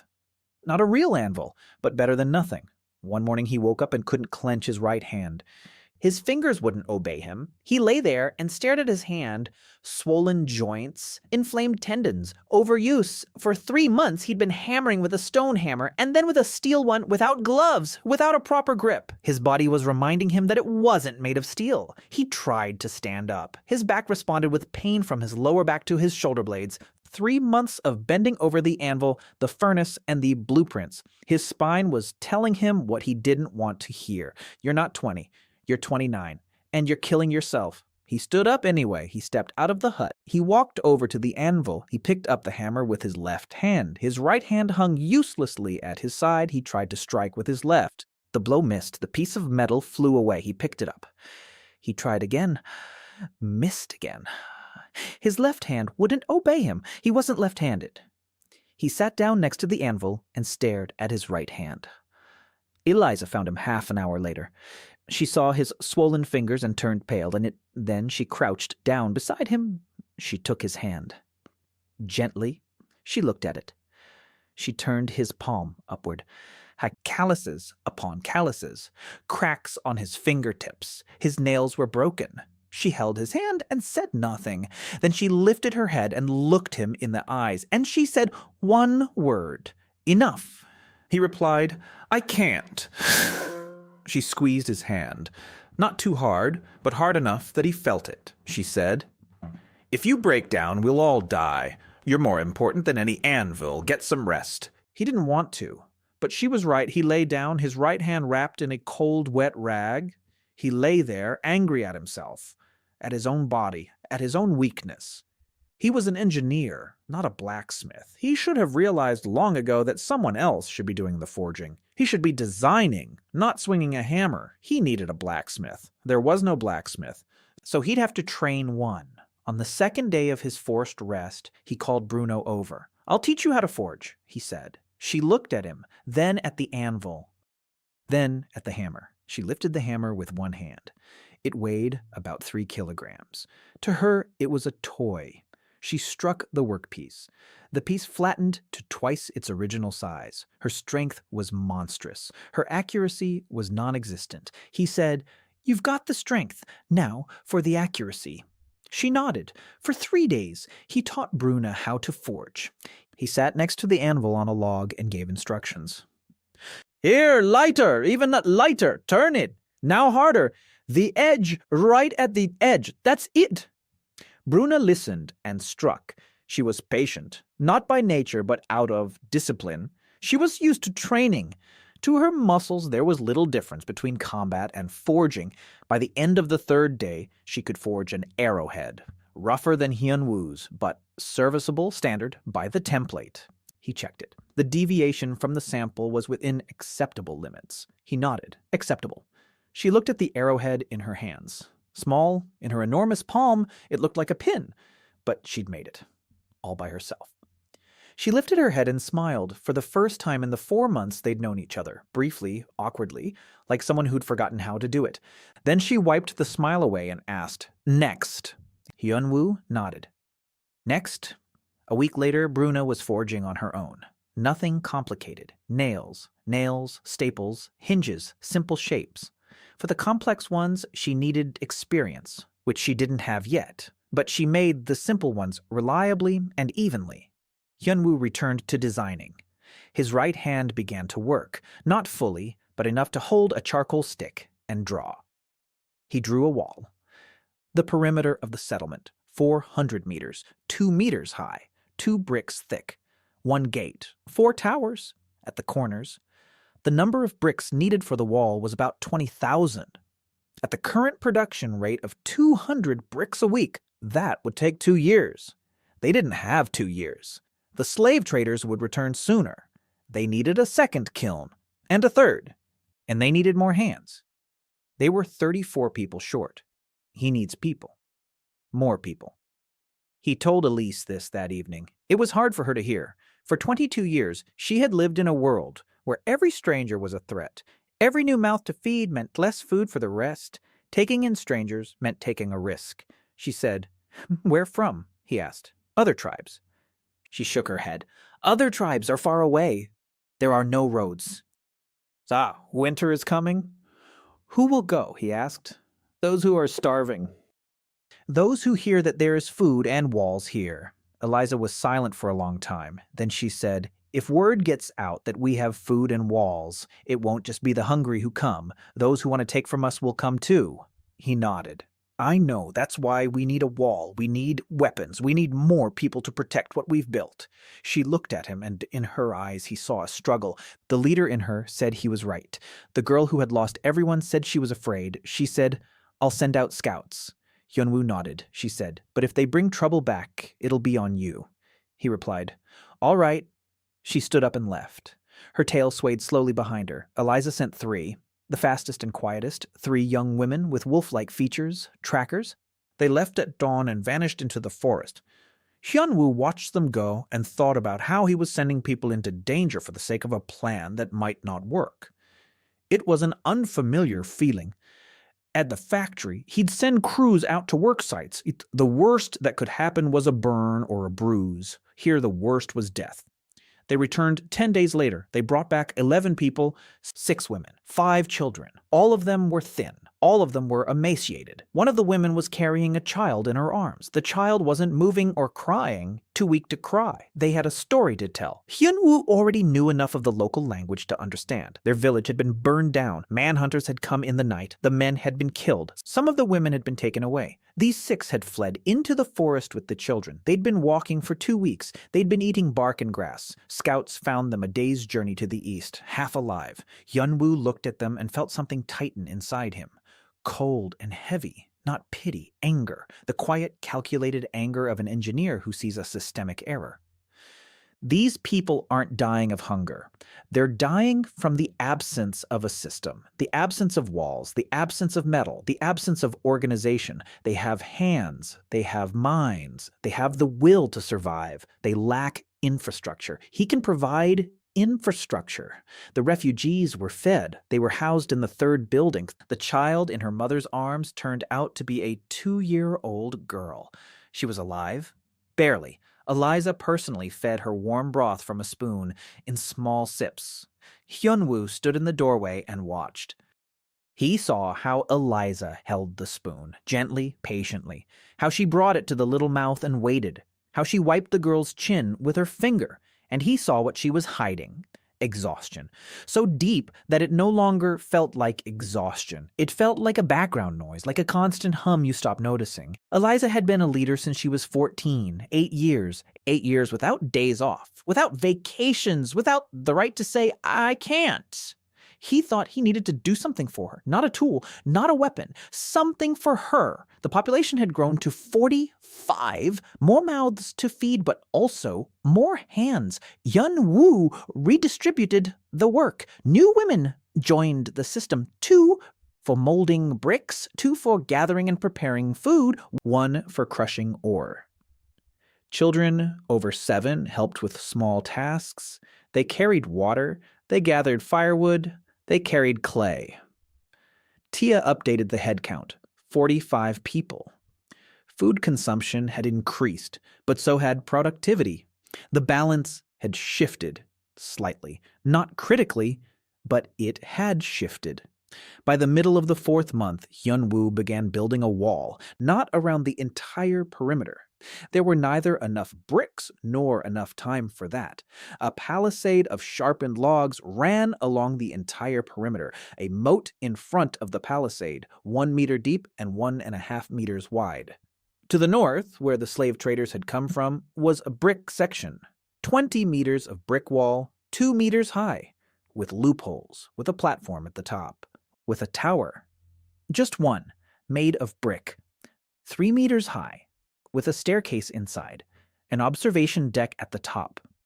From here, you can see a kilometer of the trail, enough time to sound the alarm. Everyone helped build the wall. Bruna supervised the earthwork, the moat, the palisade. She gave short, clear orders. The women obeyed her without question. Hyunwoo supervised the bricklaying. Eliza coordinated supplies, clay, mortar, bricks, water, food for the builders. Tia calculated the consumption and made sure the brick supply wouldn't run out before the wall was finished. She calculated that, at the current rate of brick production, a 20-meter section would be ready in 3 weeks. She was off by 2 days, on the safe side. The section was ready in 19 days. He hadn't slept for 3 nights. He lay there, staring into the darkness. A scrap of cloth lay nearby. He touched it with his fingers, smooth from age, worn. The letters had almost vanished. But they were in Korean. He couldn't be wrong. Temperature, furnace. 2 words. 2 words that only an engineer could have written. Not a chance traveler. Not a merchant. An engineer. just like him, or similar. A woman. Eliza said a woman. She fell from the sky, like him. She built things, like him. Then they took her away. Then she was gone. On the fourth night, he got up. He stepped out of the hut. He sat down by the fire. The embers were smoldering. He tossed in a twig. The flames flared up. He sat there and thought, not about the blueprint, about what he was doing, about walls and iron and bricks, about how she had been doing the same thing, and neither the walls nor the iron saved her. People took her away, the very same people he's building walls against. And if she, with all her knowledge, couldn't survive, then why would he be able to? Eliza sat down beside him. Quietly, he hadn't heard her approach. Fox-like footsteps, soundless. She was silent. He was silent. Then she said, "You're thinking about her?" He nodded. She said, "You're afraid." He paused. Then he said, "No, I'm thinking." She raised an eyebrow. He said, "She was alone. She didn't have Bruno with an axe. She didn't have Tia with the numbers. You weren't there. She built it alone. It's easy to take out one person. You can't take out the system." Eliza was silent. Then she said, "You're not building furnaces. You're building a system." He looked at her. She understood, not for the first time, but each time it hit deeper. He nodded. "Yes, a furnace can be destroyed. But the knowledge of how to build a furnace cannot be destroyed. If I teach 10 people to build furnaces, even if I'm gone, the furnaces will remain." She looked at him, and in the light of the campfire, her eyes were dark amber. She said, "You're thinking about the fact that you won't be here anymore." He replied, "I always think about that. I'm no fighter. One spear thrust, and I'm down for 2 weeks. One sword blow, and I won't get back up. Everything I do has to work without me." She turned away. He saw her shoulders tense. Her tail froze.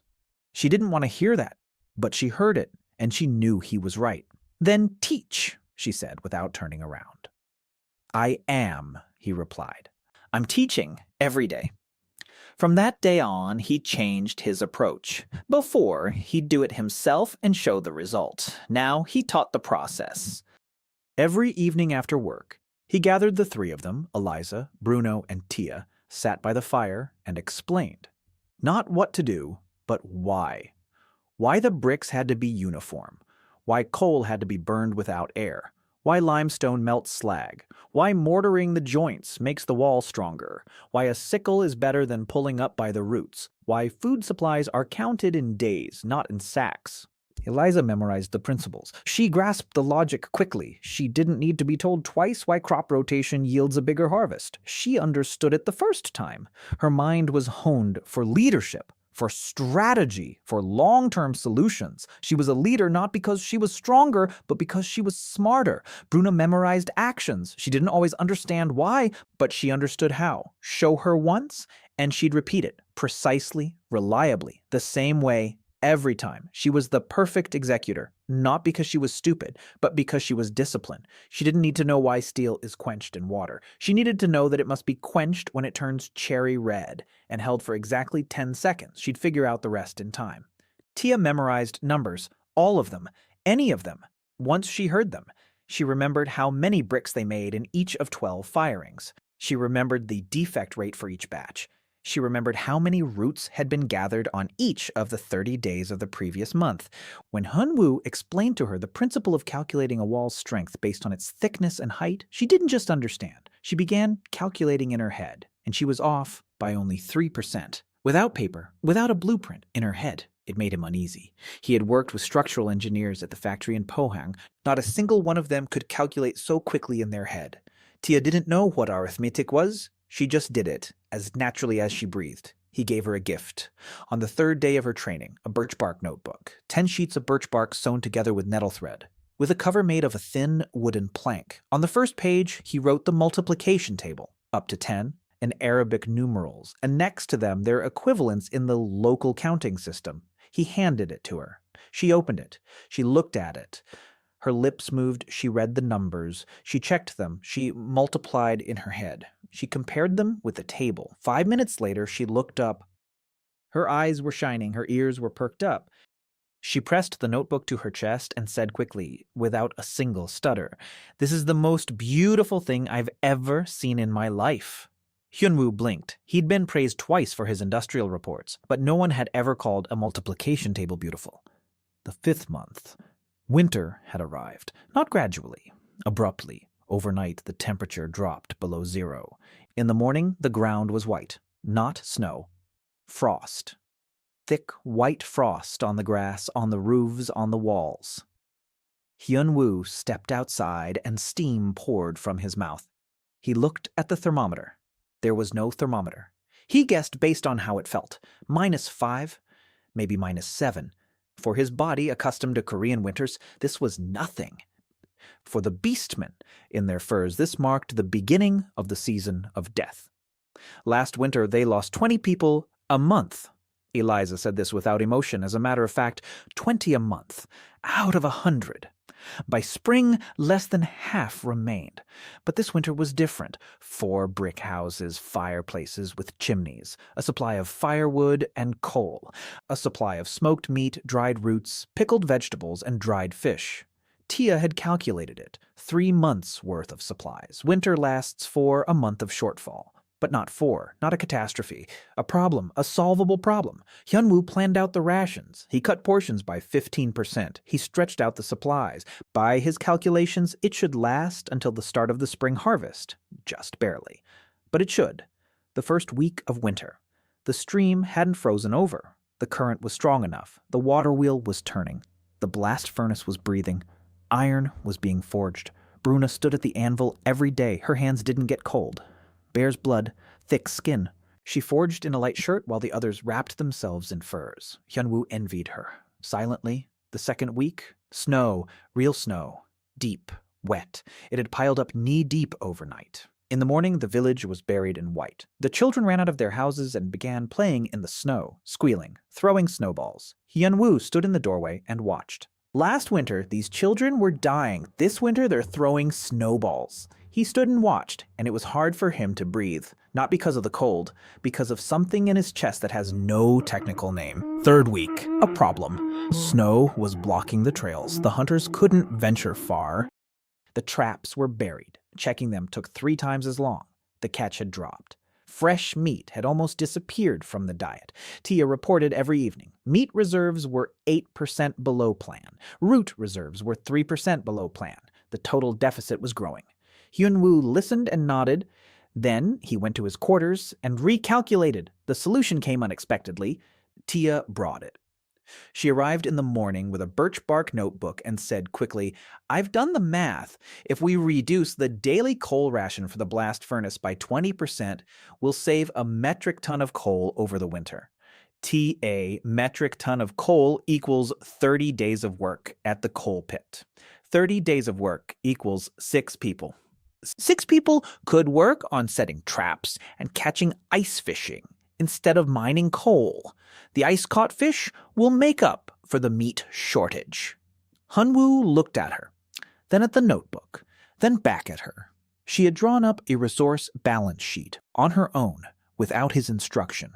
She had reallocated labor costs. She had optimized the production chain. He had taught her arithmetic 3 weeks ago. She was already doing resource planning. He said, "Show me the calculations." She showed them to him. The numbers were correct. The logic was flawless.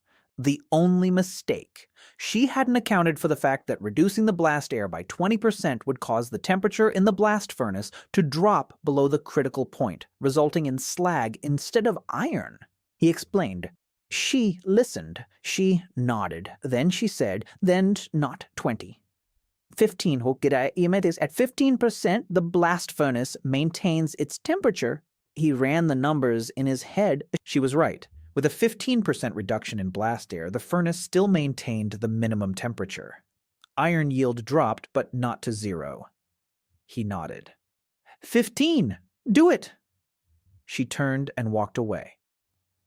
An hour later, the coke pit was operating under the new settings, and 3 women with ice picks went to the frozen pond to chip away at the ice and set up fishing holes. Mid-winter. The coldest days. Hyun Woo never left the house without 3 layers of fur. Beast people tolerated the cold better. Fur, undercoat, thick skin. He was the only one in the village who was truly freezing. Eliza noticed. She came by that evening and brought him a fur coat. A real wolf fur coat, hand-sewn. He looked at the coat. Then at her. He asked, "Where did you get it?" She said, I sewed it." He looked at it again. The seams were even. The fur was soft. The lining was made of rabbit skin. She'd sewn it at night. He hadn't noticed. He'd been too busy with his drawings and calculations to notice that she was staying up all night sewing him a fur coat. He put on the fur coat. It was warm. He said in Korean because he couldn't find the words in the local language. "Thank you." She didn't understand the words, but she understood.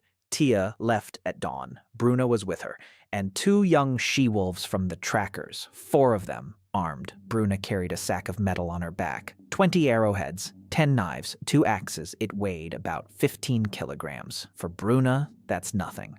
Tia was traveling light, a birch bark notebook tucked under her arm. The notebook contained prices, minimums, maximums, and bargaining ranges. Hyun Woo had spent 2 hours with her the day before explaining, don't sell below the minimum. Don't show all the merchandise at once. Start with 1 knife. Let them look at it. Let them touch it. Let them appreciate the quality. Then name your price. Tia listened. She nodded. She took notes. She didn't stutter once in those 2 hours. Hyun Woo stood at the gate and watched them leave. Bruna turned around once. She looked at him. She nodded. He nodded back. Tia didn't turn around. She walked quickly with small steps, her ears pressed flat, but her back was straight. She was walking toward the people who had kept her in chains. She was carrying the metal that in their eyes was worth more than her life. She walked on without looking back. Hyun Woo stood at the gate until they disappeared behind the trees. Then he turned and went to work. He wasn't good at waiting. For him, waiting was the same as idling, and idling meant losses. 3 days without Bruna were strange, quiet. No one was striking the anvil with a hammer at dawn. No one stood behind him like a silent wall. No one set a bowl of food in front of him or growled until he ate. He realized he missed her, not Bruna the blacksmith. Bruna's presence, her silent confidence that everything would be all right because she was there. He pushed that thought aside and went to draw. He needed to design a crossbow, a wooden stock, a steel bow, a trigger mechanism, tensioning the string via a pulley or lever. He drew the plans for 3 days. He redrew them. He adjusted the dimensions. He calculated the draw weight, the bolt's energy, the range, the penetration power, a steel bow made of spring steel. He didn't have any spring steel. He had pig iron with a variable carbon content. It can be carburized, case hardening. Cover the iron strip with coal in a sealed crucible and heat it to 1,000. Hold it for 6 hours. The carbon diffuses into the surface. The result will be steel with a high carbon content on the surface and a soft core. Springy, resilient, just what's needed for a crossbow bow. He began making his first crossbow on the 4th day. The stock is made of ash wood, hard, straight. He carved a groove for the bow, a groove for the bolt. The trigger mechanism consisted of 3 parts, a catch, a lever, and a spring. He coiled the spring from steel wire, pulling the wire through a hole in a steel plate using a rough drawing board. The wire turned out crooked, uneven, but it was springy. The bowstring was made of twisted nettle thread coated with grease. The bow was made of cemented steel strip. He bent it while it was hot, slowly, checking its elasticity.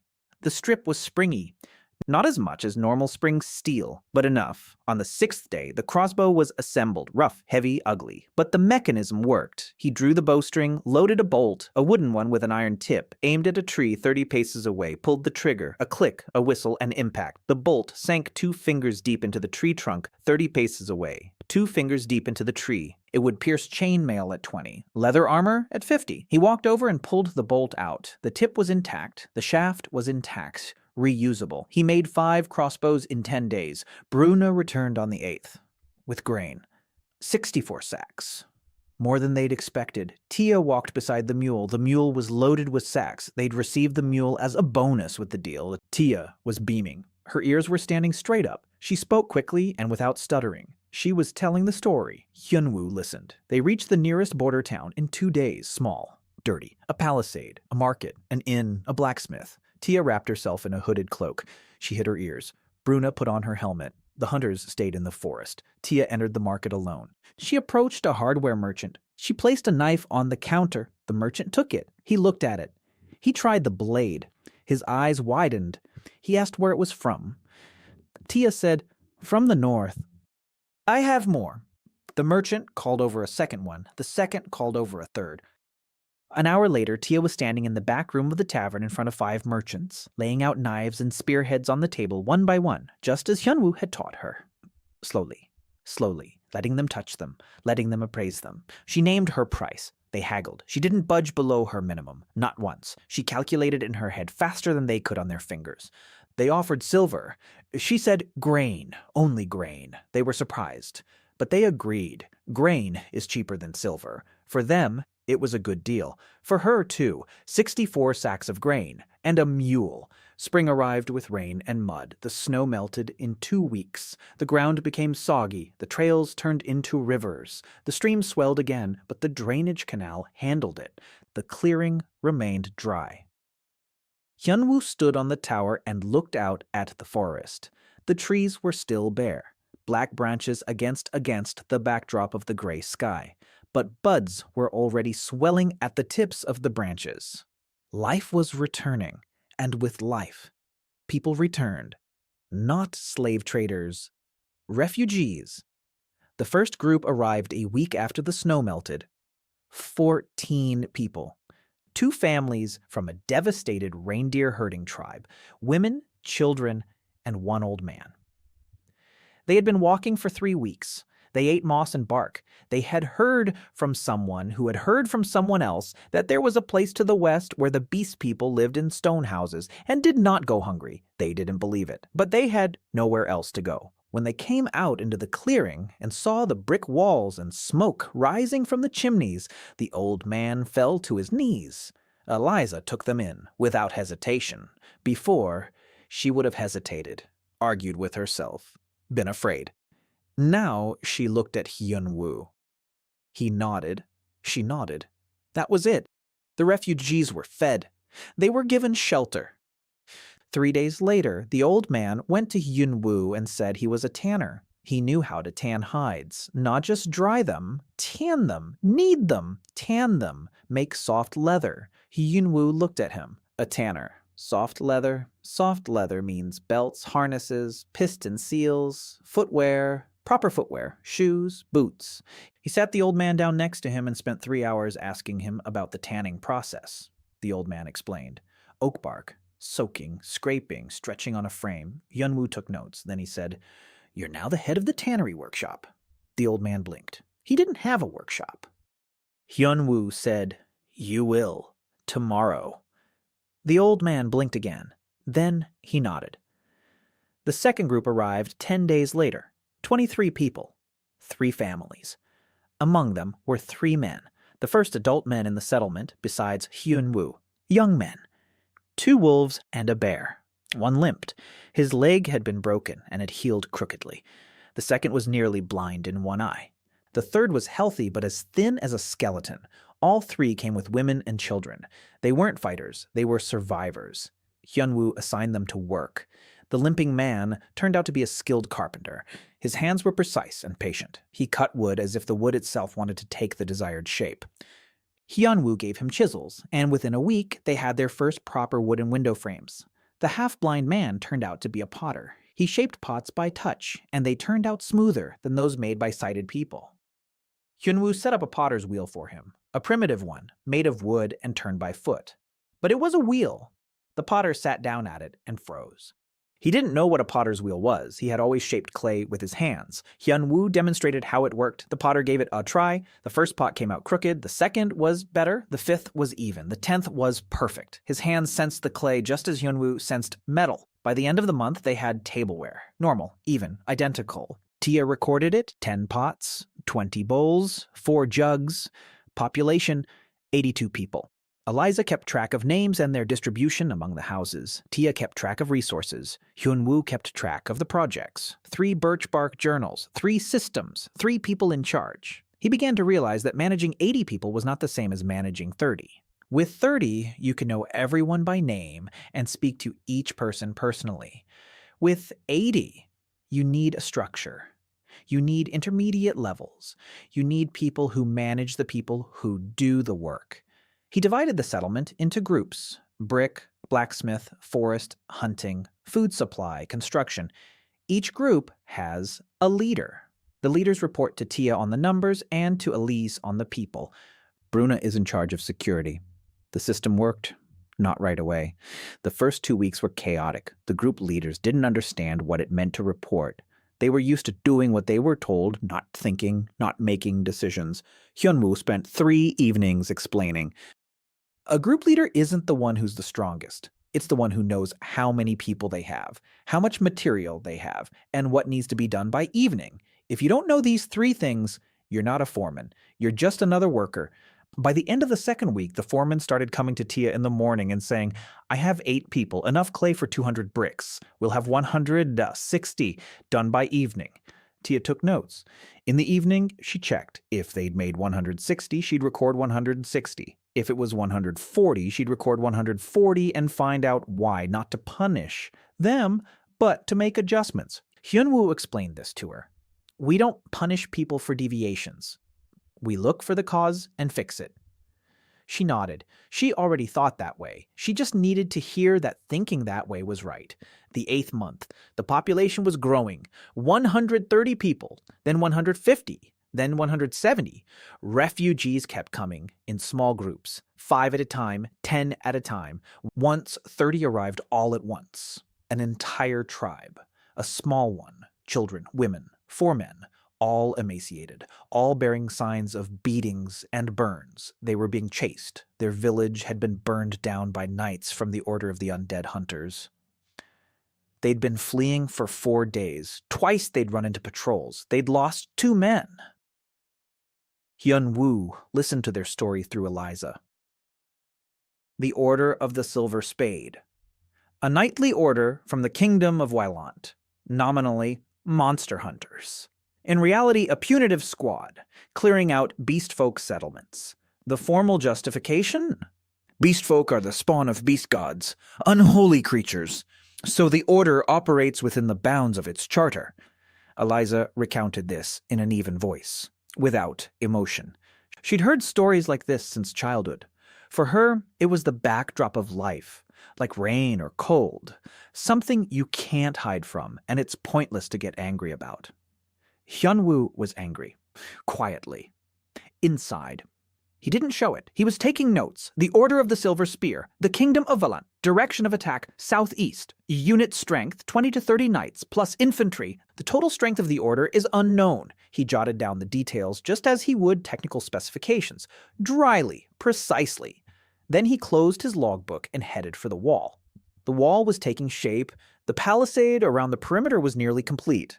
400 meters long, 3 meters high.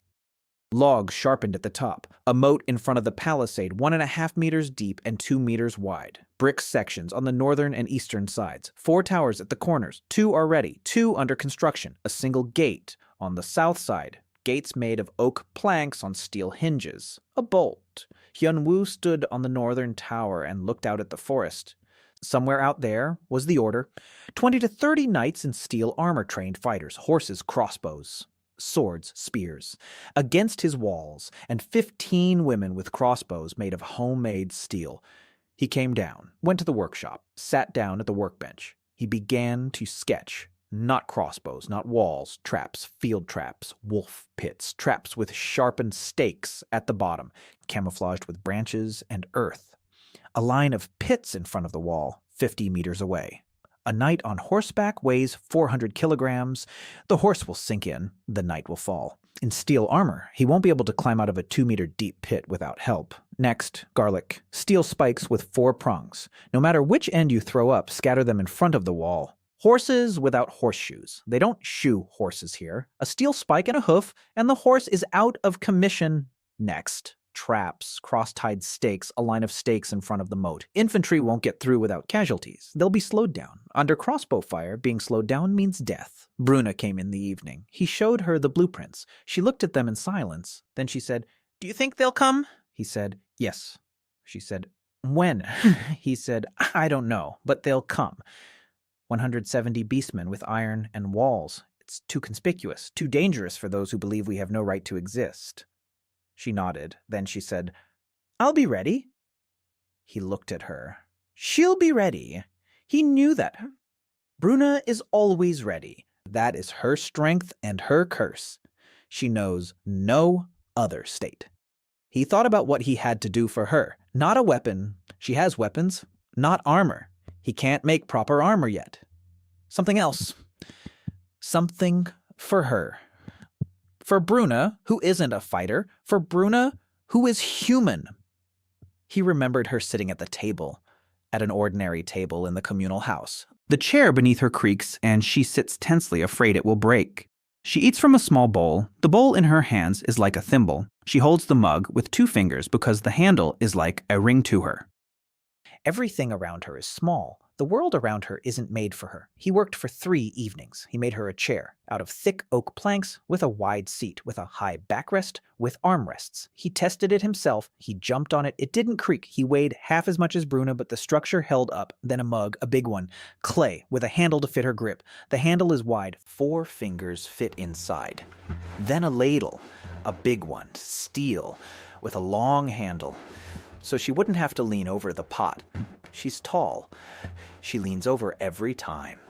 Her back hurts. He knew because he'd seen her rubbing her lower back in the evening when she thought no one was watching. He brought the items to the communal house. Silently, he put the chair back in its place. Silently, he set the mug on the table. Silently, he placed the ladle next to it. He went to the workshop. He didn't wait for a reaction. In the evening, he came home for dinner.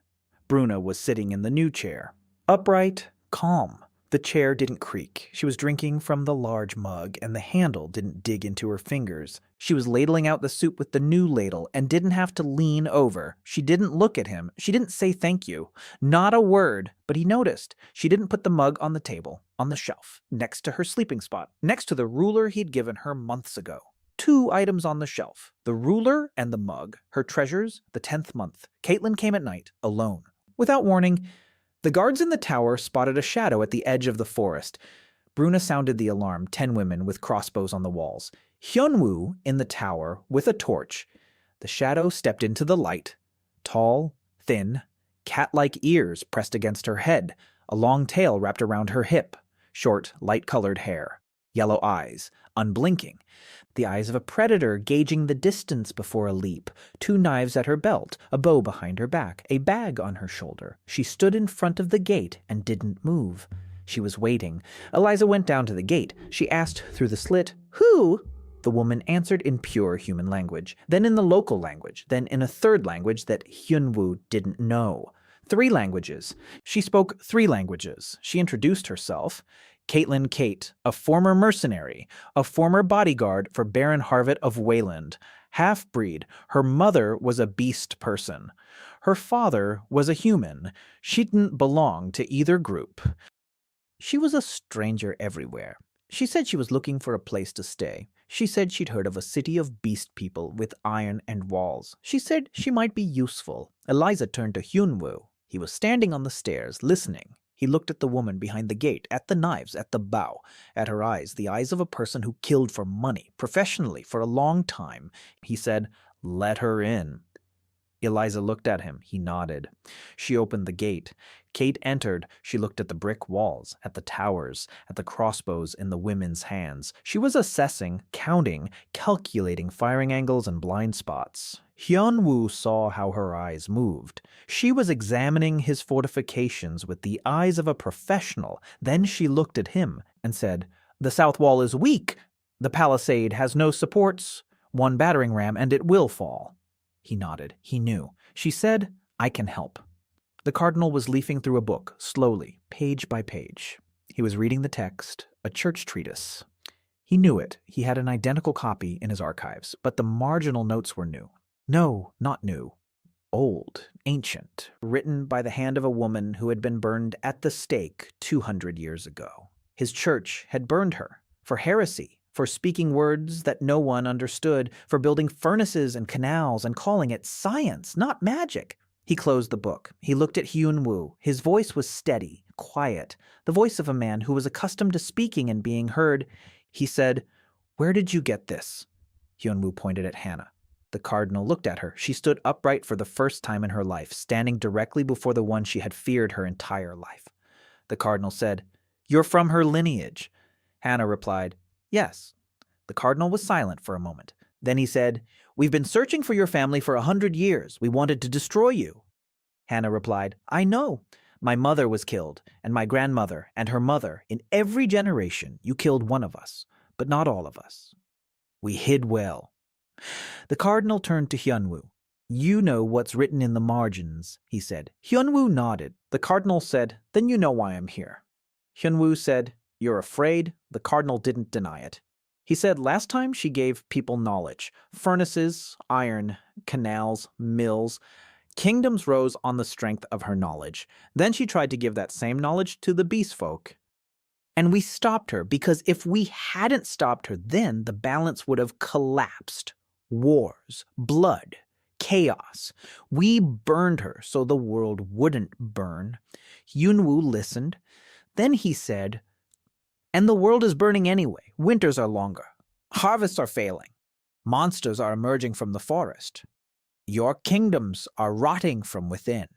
You burned her and sealed away that knowledge, and things got better because of it. For 200 years, now things have gotten worse, because knowledge isn't destroyed, it's only forgotten, and the problems remain. The cardinal was silent. The wind ruffled his hood. Behind him, 32 knights had just received their orders. Before him stood an unarmed man telling him what he himself had known for 20 years, that the world is falling apart, that the church keeps it together on its word of honor and threats, that the knowledge walled up in the cellars is needed, that without it, the winters will kill more people than any war. Hyun Woo said, "Deploy the troops!"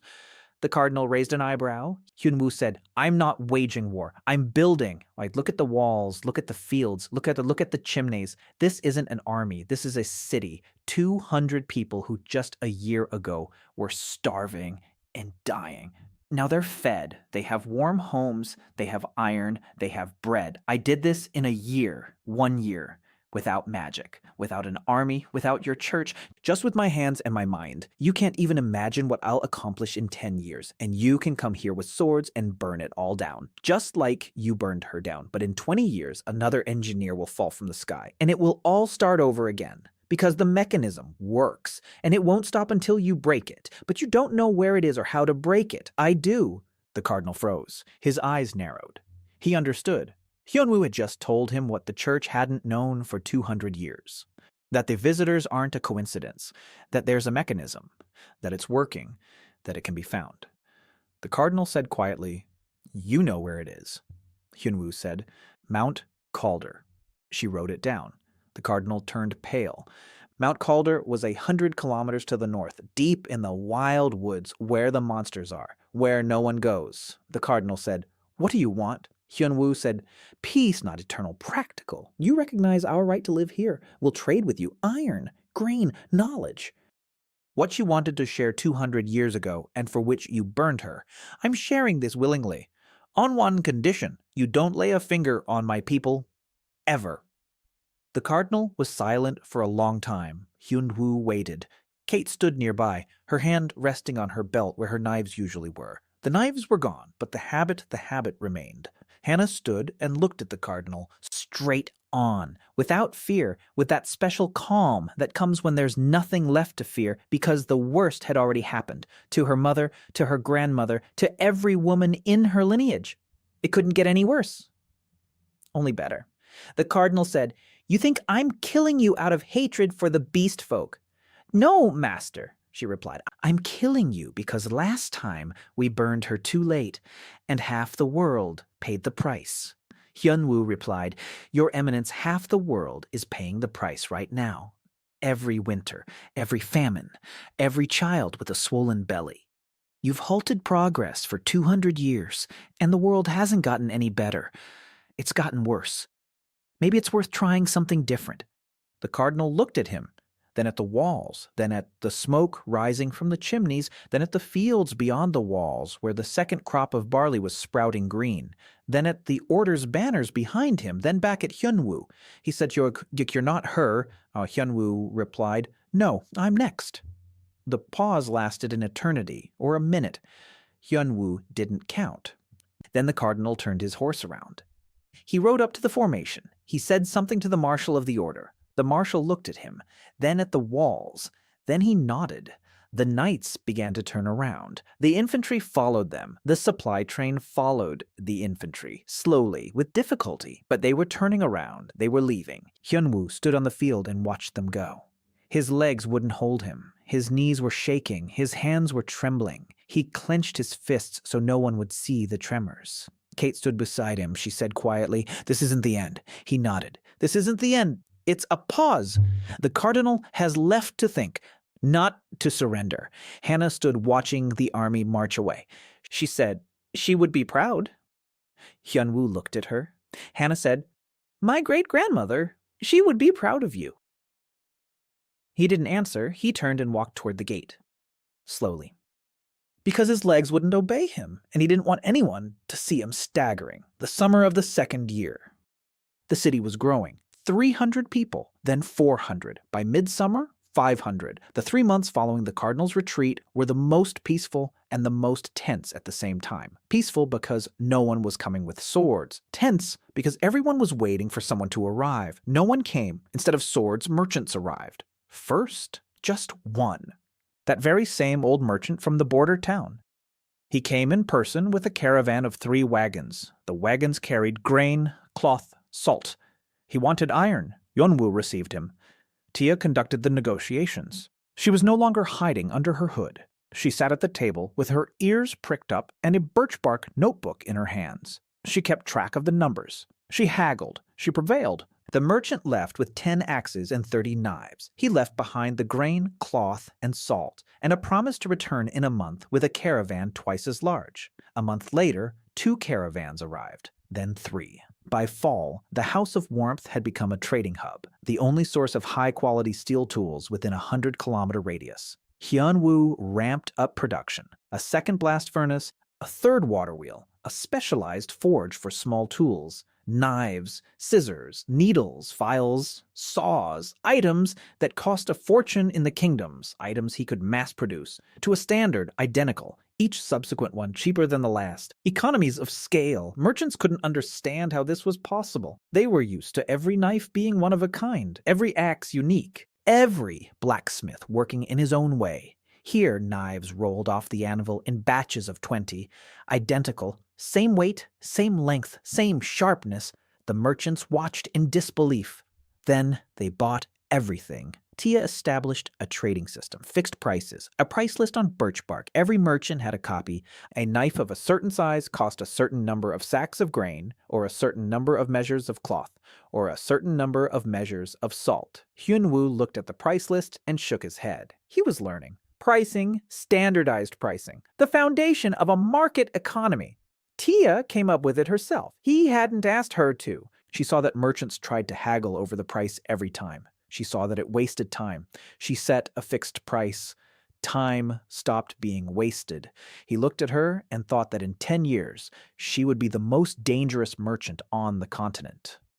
Then he thought that in 10 years, she'd be the most dangerous woman on the continent. Then he decided not to think about it and went to design the sewer system. Sewer system, 500 people, waste, sanitation. Without a sewer system, dysentery would break out in a year, cholera in 2. He laid clay pipes from each house to a common collector. The collector led to a settling tank behind the wall. The settling tank led to a compost pit, compost onto the fields, a closed cycle. Eliza looked at the diagram and grimaced. He explained. She stopped grimacing when she realized that compost is fertilizer and that fertilizer means more grain. She began to grimace for another reason. She realized that their waste was a valuable resource. It was an unexpected discovery. Roads. He built 2 roads, from the town to the mine. From the town to the fields, dirt roads tamped down. With drainage ditches on either side, carts traveled along them without getting stuck. Before, they used to carry the ore on their backs. Now they hauled it in carts. One cart replaced 10 porters. 10 porters were freed up for other job. A multiplier effect. Every improvement to the infrastructure freed up labor. That labor was then directed toward the next improvement. Positive feedback. It was fall of the second year. Hyun Woo stood on the tower and looked out at the city. Not just a settlement, a city with streets, with a square, with a market, with workshops, with warehouses, with walls, with fields all around, with canals, with roads. 500 people a year ago, 30 a year. He recalled a phrase he'd read in his predecessor's book. This world isn't another world. It's our world, a very old one. He looked at the city and thought, our world, old, broken, having forgotten itself, and he's fixing it. Piece by piece, brick by brick, one standard tip at a time. Eliza climbed up to him. She often climbed the tower. Here was the sky. Here it felt far away. Here she could breathe. She stood beside him, shoulder to shoulder. She said, messengers have arrived. 2 tribes from the northwest. They're asking to be accepted. Another 100 people. Hyun Woo nodded. She said, we need more houses, more fields, more of everything. He nodded. She said, and we need a name, not the house where it's warm, a real name for the state. He looked at her. A nation? She nodded. We stopped being a village a year ago. We stopped being a city a month ago. We are a nation. With borders. With an army. With trade. With laws. With people who believe that tomorrow will be better. We need a name, he said. You're the chief. You name it. She shook her head. I'm the chief of one tribe. There are 20 tribes here. They didn't come to me. They came to you, to your stoves and walls and bread. He was silent. Then he said, I don't want to be king. She said, I know, you're an engineer. You're not interested in that? He nodded. She said, then be who you are, the chief master. I'll lead the council. Bruno will defend. Tia will trade. Sarah will heal and teach. Kate will guard. Hannah will preserve. You'll build. He looked at her. She described the government. Separation of powers. Specialization. Everyone in their place. She'd come up with it herself. Or maybe she'd come up with it while listening to his evening lessons for a year straight. It didn't matter. She'd come up with it. He said, all right. She said, the council will meet tomorrow. The elders of all the tribes, you'll give a speech. He looked at her in horror. For the first time ever, she laughed quietly, briefly, as if she'd forgotten how to laugh and remembered for a second the end of the second year, the first snow. Hyun Woo stood in his workshop, working. He was making a lamp, not an oil lamp, a kerosene lamp, with a clay body and a glass shade. He'd learned to make glass a month ago, rough, cloudy, with bubbles, but transparent enough for light to pass through. The wick was made of twisted cotton. H. The glass was brought by merchants from the south. He distilled the kerosene from tree resin. Simple distillation, heating, condensation, fractional distillation. The light fraction burns brightly and with almost no soot. He poured the kerosene into the lamp body. He trimmed the wick. He held a flame to it. The lamp lit up, a bright white light. Not red like a torch, not yellow like an oil lamp. White, even, bright. It illuminated the workshop from wall to wall. Hyun Woo raised the lamp and looked at it. A small, man-made sun. In a world where night means darkness and fear. In a world where people go to bed at sunset because burning a torch is expensive and there's nothing to see in the dark. He had created light. He carried the lamp outside. He placed it on a post by the gate. The light fell on the square, on the walls of the houses, on the faces of the people who came out to look.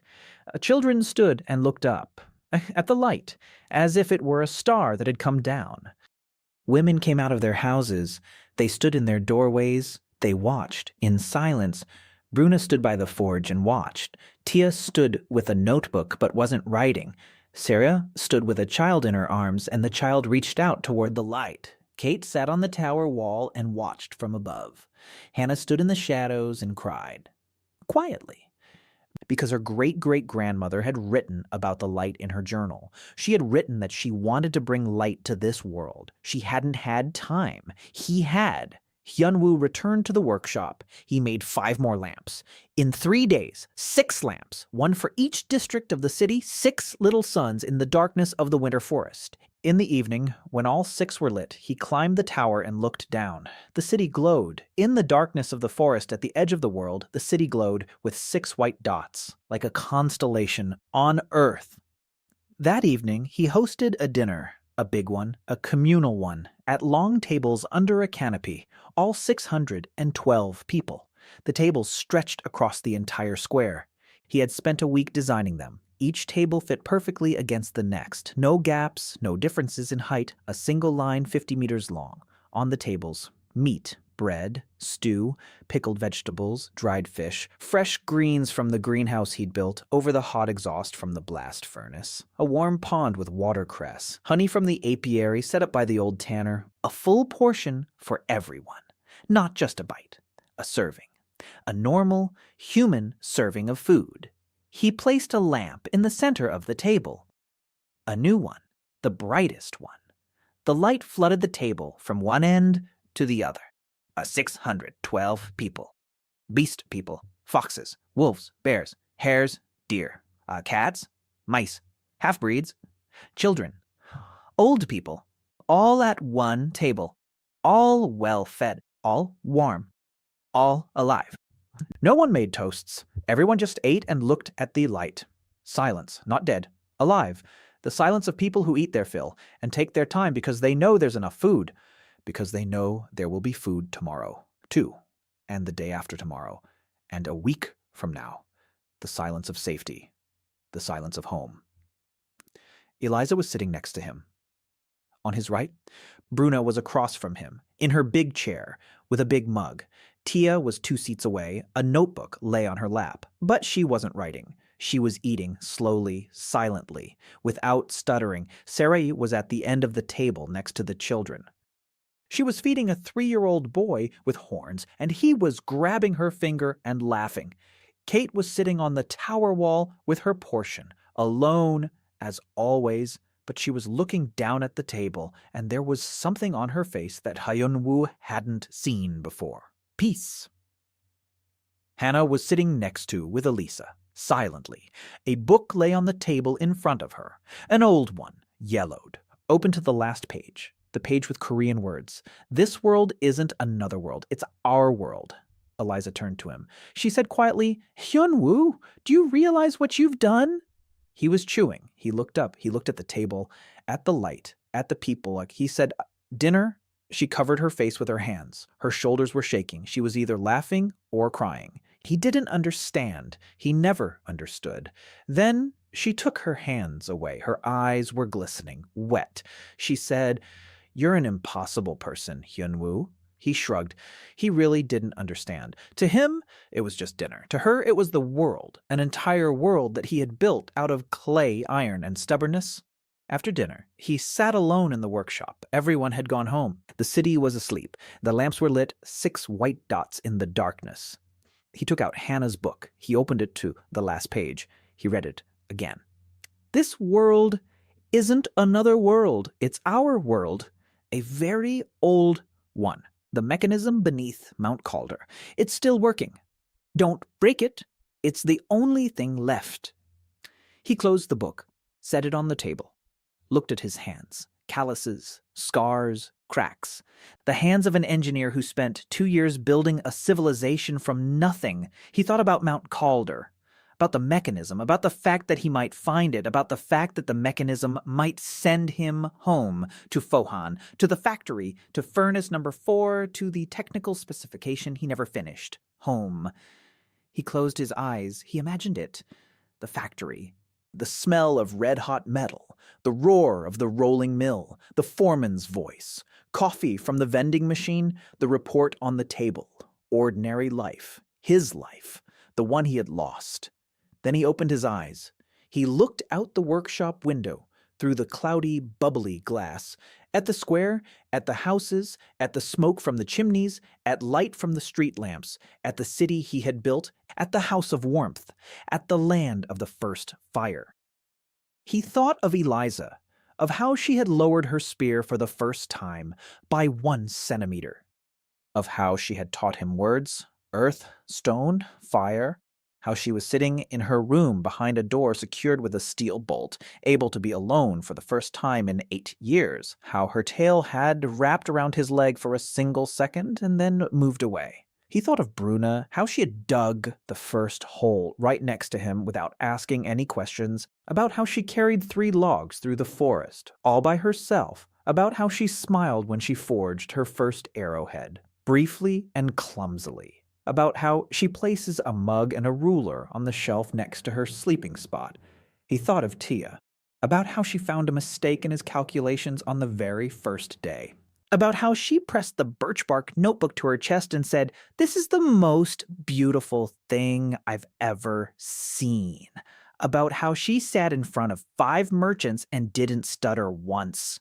He thought of Sarah, of how she bandaged a child's wound and waited to be burned at the stake, of how she looked through a microscope and saw a world she didn't know existed, about how she said, "Show me more." He thought about Kate, about how she sits on a wall on her day off and just looks at the forest for hours, because for the first time, she's allowed to do nothing, because for the first time, she doesn't have to be a tool. He thought of Hannah, of how she fell to her knees when she heard the Korean words, of how she said, so she wasn't crazy after all, of how she stood before the cardinal, upright and without fear. He thought of the little girl with mouse ears who placed a pebble on his knee. On the first day, her treasure. The pebble lay in the pocket of his shirt. He'd carried it for 2 years. Every day, smooth from the river, warm from his body. He took out the pebble. He placed it on the table next to the book. He looked at it, the pebble and the book, a child's gift and the notes of a dead engineer. 2 years. His entire new life lay between these 2 objects.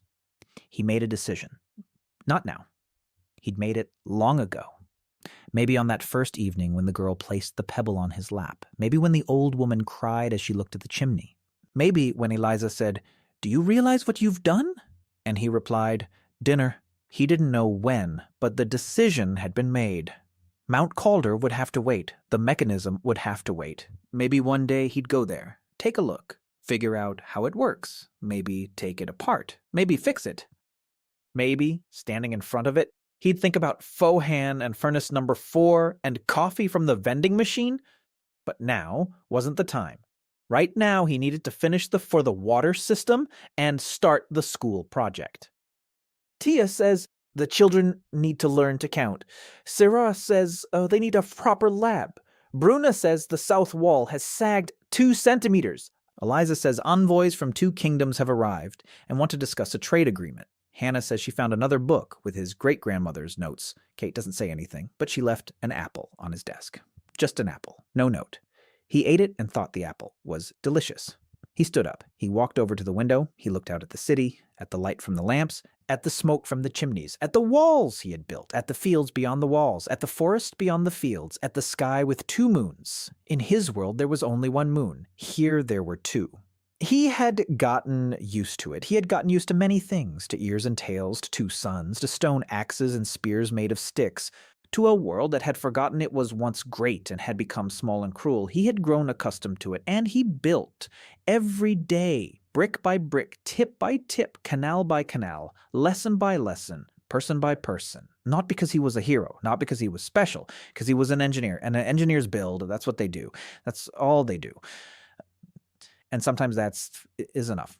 He stepped away from the window, sat down at the workbench, took a charcoal stick, unfolded a clean sheet of birch bark, and began to sketch the school's design. 2 classrooms, a library, a workshop for hands-on classes. Next to it, a lab for Sarah. A brick building, 2 stories. He calculated the load on the floor slabs and estimated the thickness of the walls. Lamps glowed outside the window. Beyond the walls, the forest slept. Beyond the forest lay a world that did not yet know it had changed. But it had changed, irrevocably, because somewhere in that forest, in a small town with a warm-sounding name, a man sat and was drawing up plans for a school. A school where children with ears and tails would learn that 1 + 1 = 2, and that fire is not magic but chemistry, and that the world can be brick by brick. He drew until dawn. When the first rays of the sun rose above the trees, he put a period at the end of the calculation. He looked at the drawing. Straight lines. Precise measurements. Everything was correct. He rolled up the sheet of paper. He placed it on the shelf next to the other projects. He stood up, stretched. His back ached. His hands ached. His eyes stung from lack of sleep. He left the workshop. Morning, cold, frosty, steam from his mouth. 2 suns hung low in the sky, one white, the other smaller, familiar.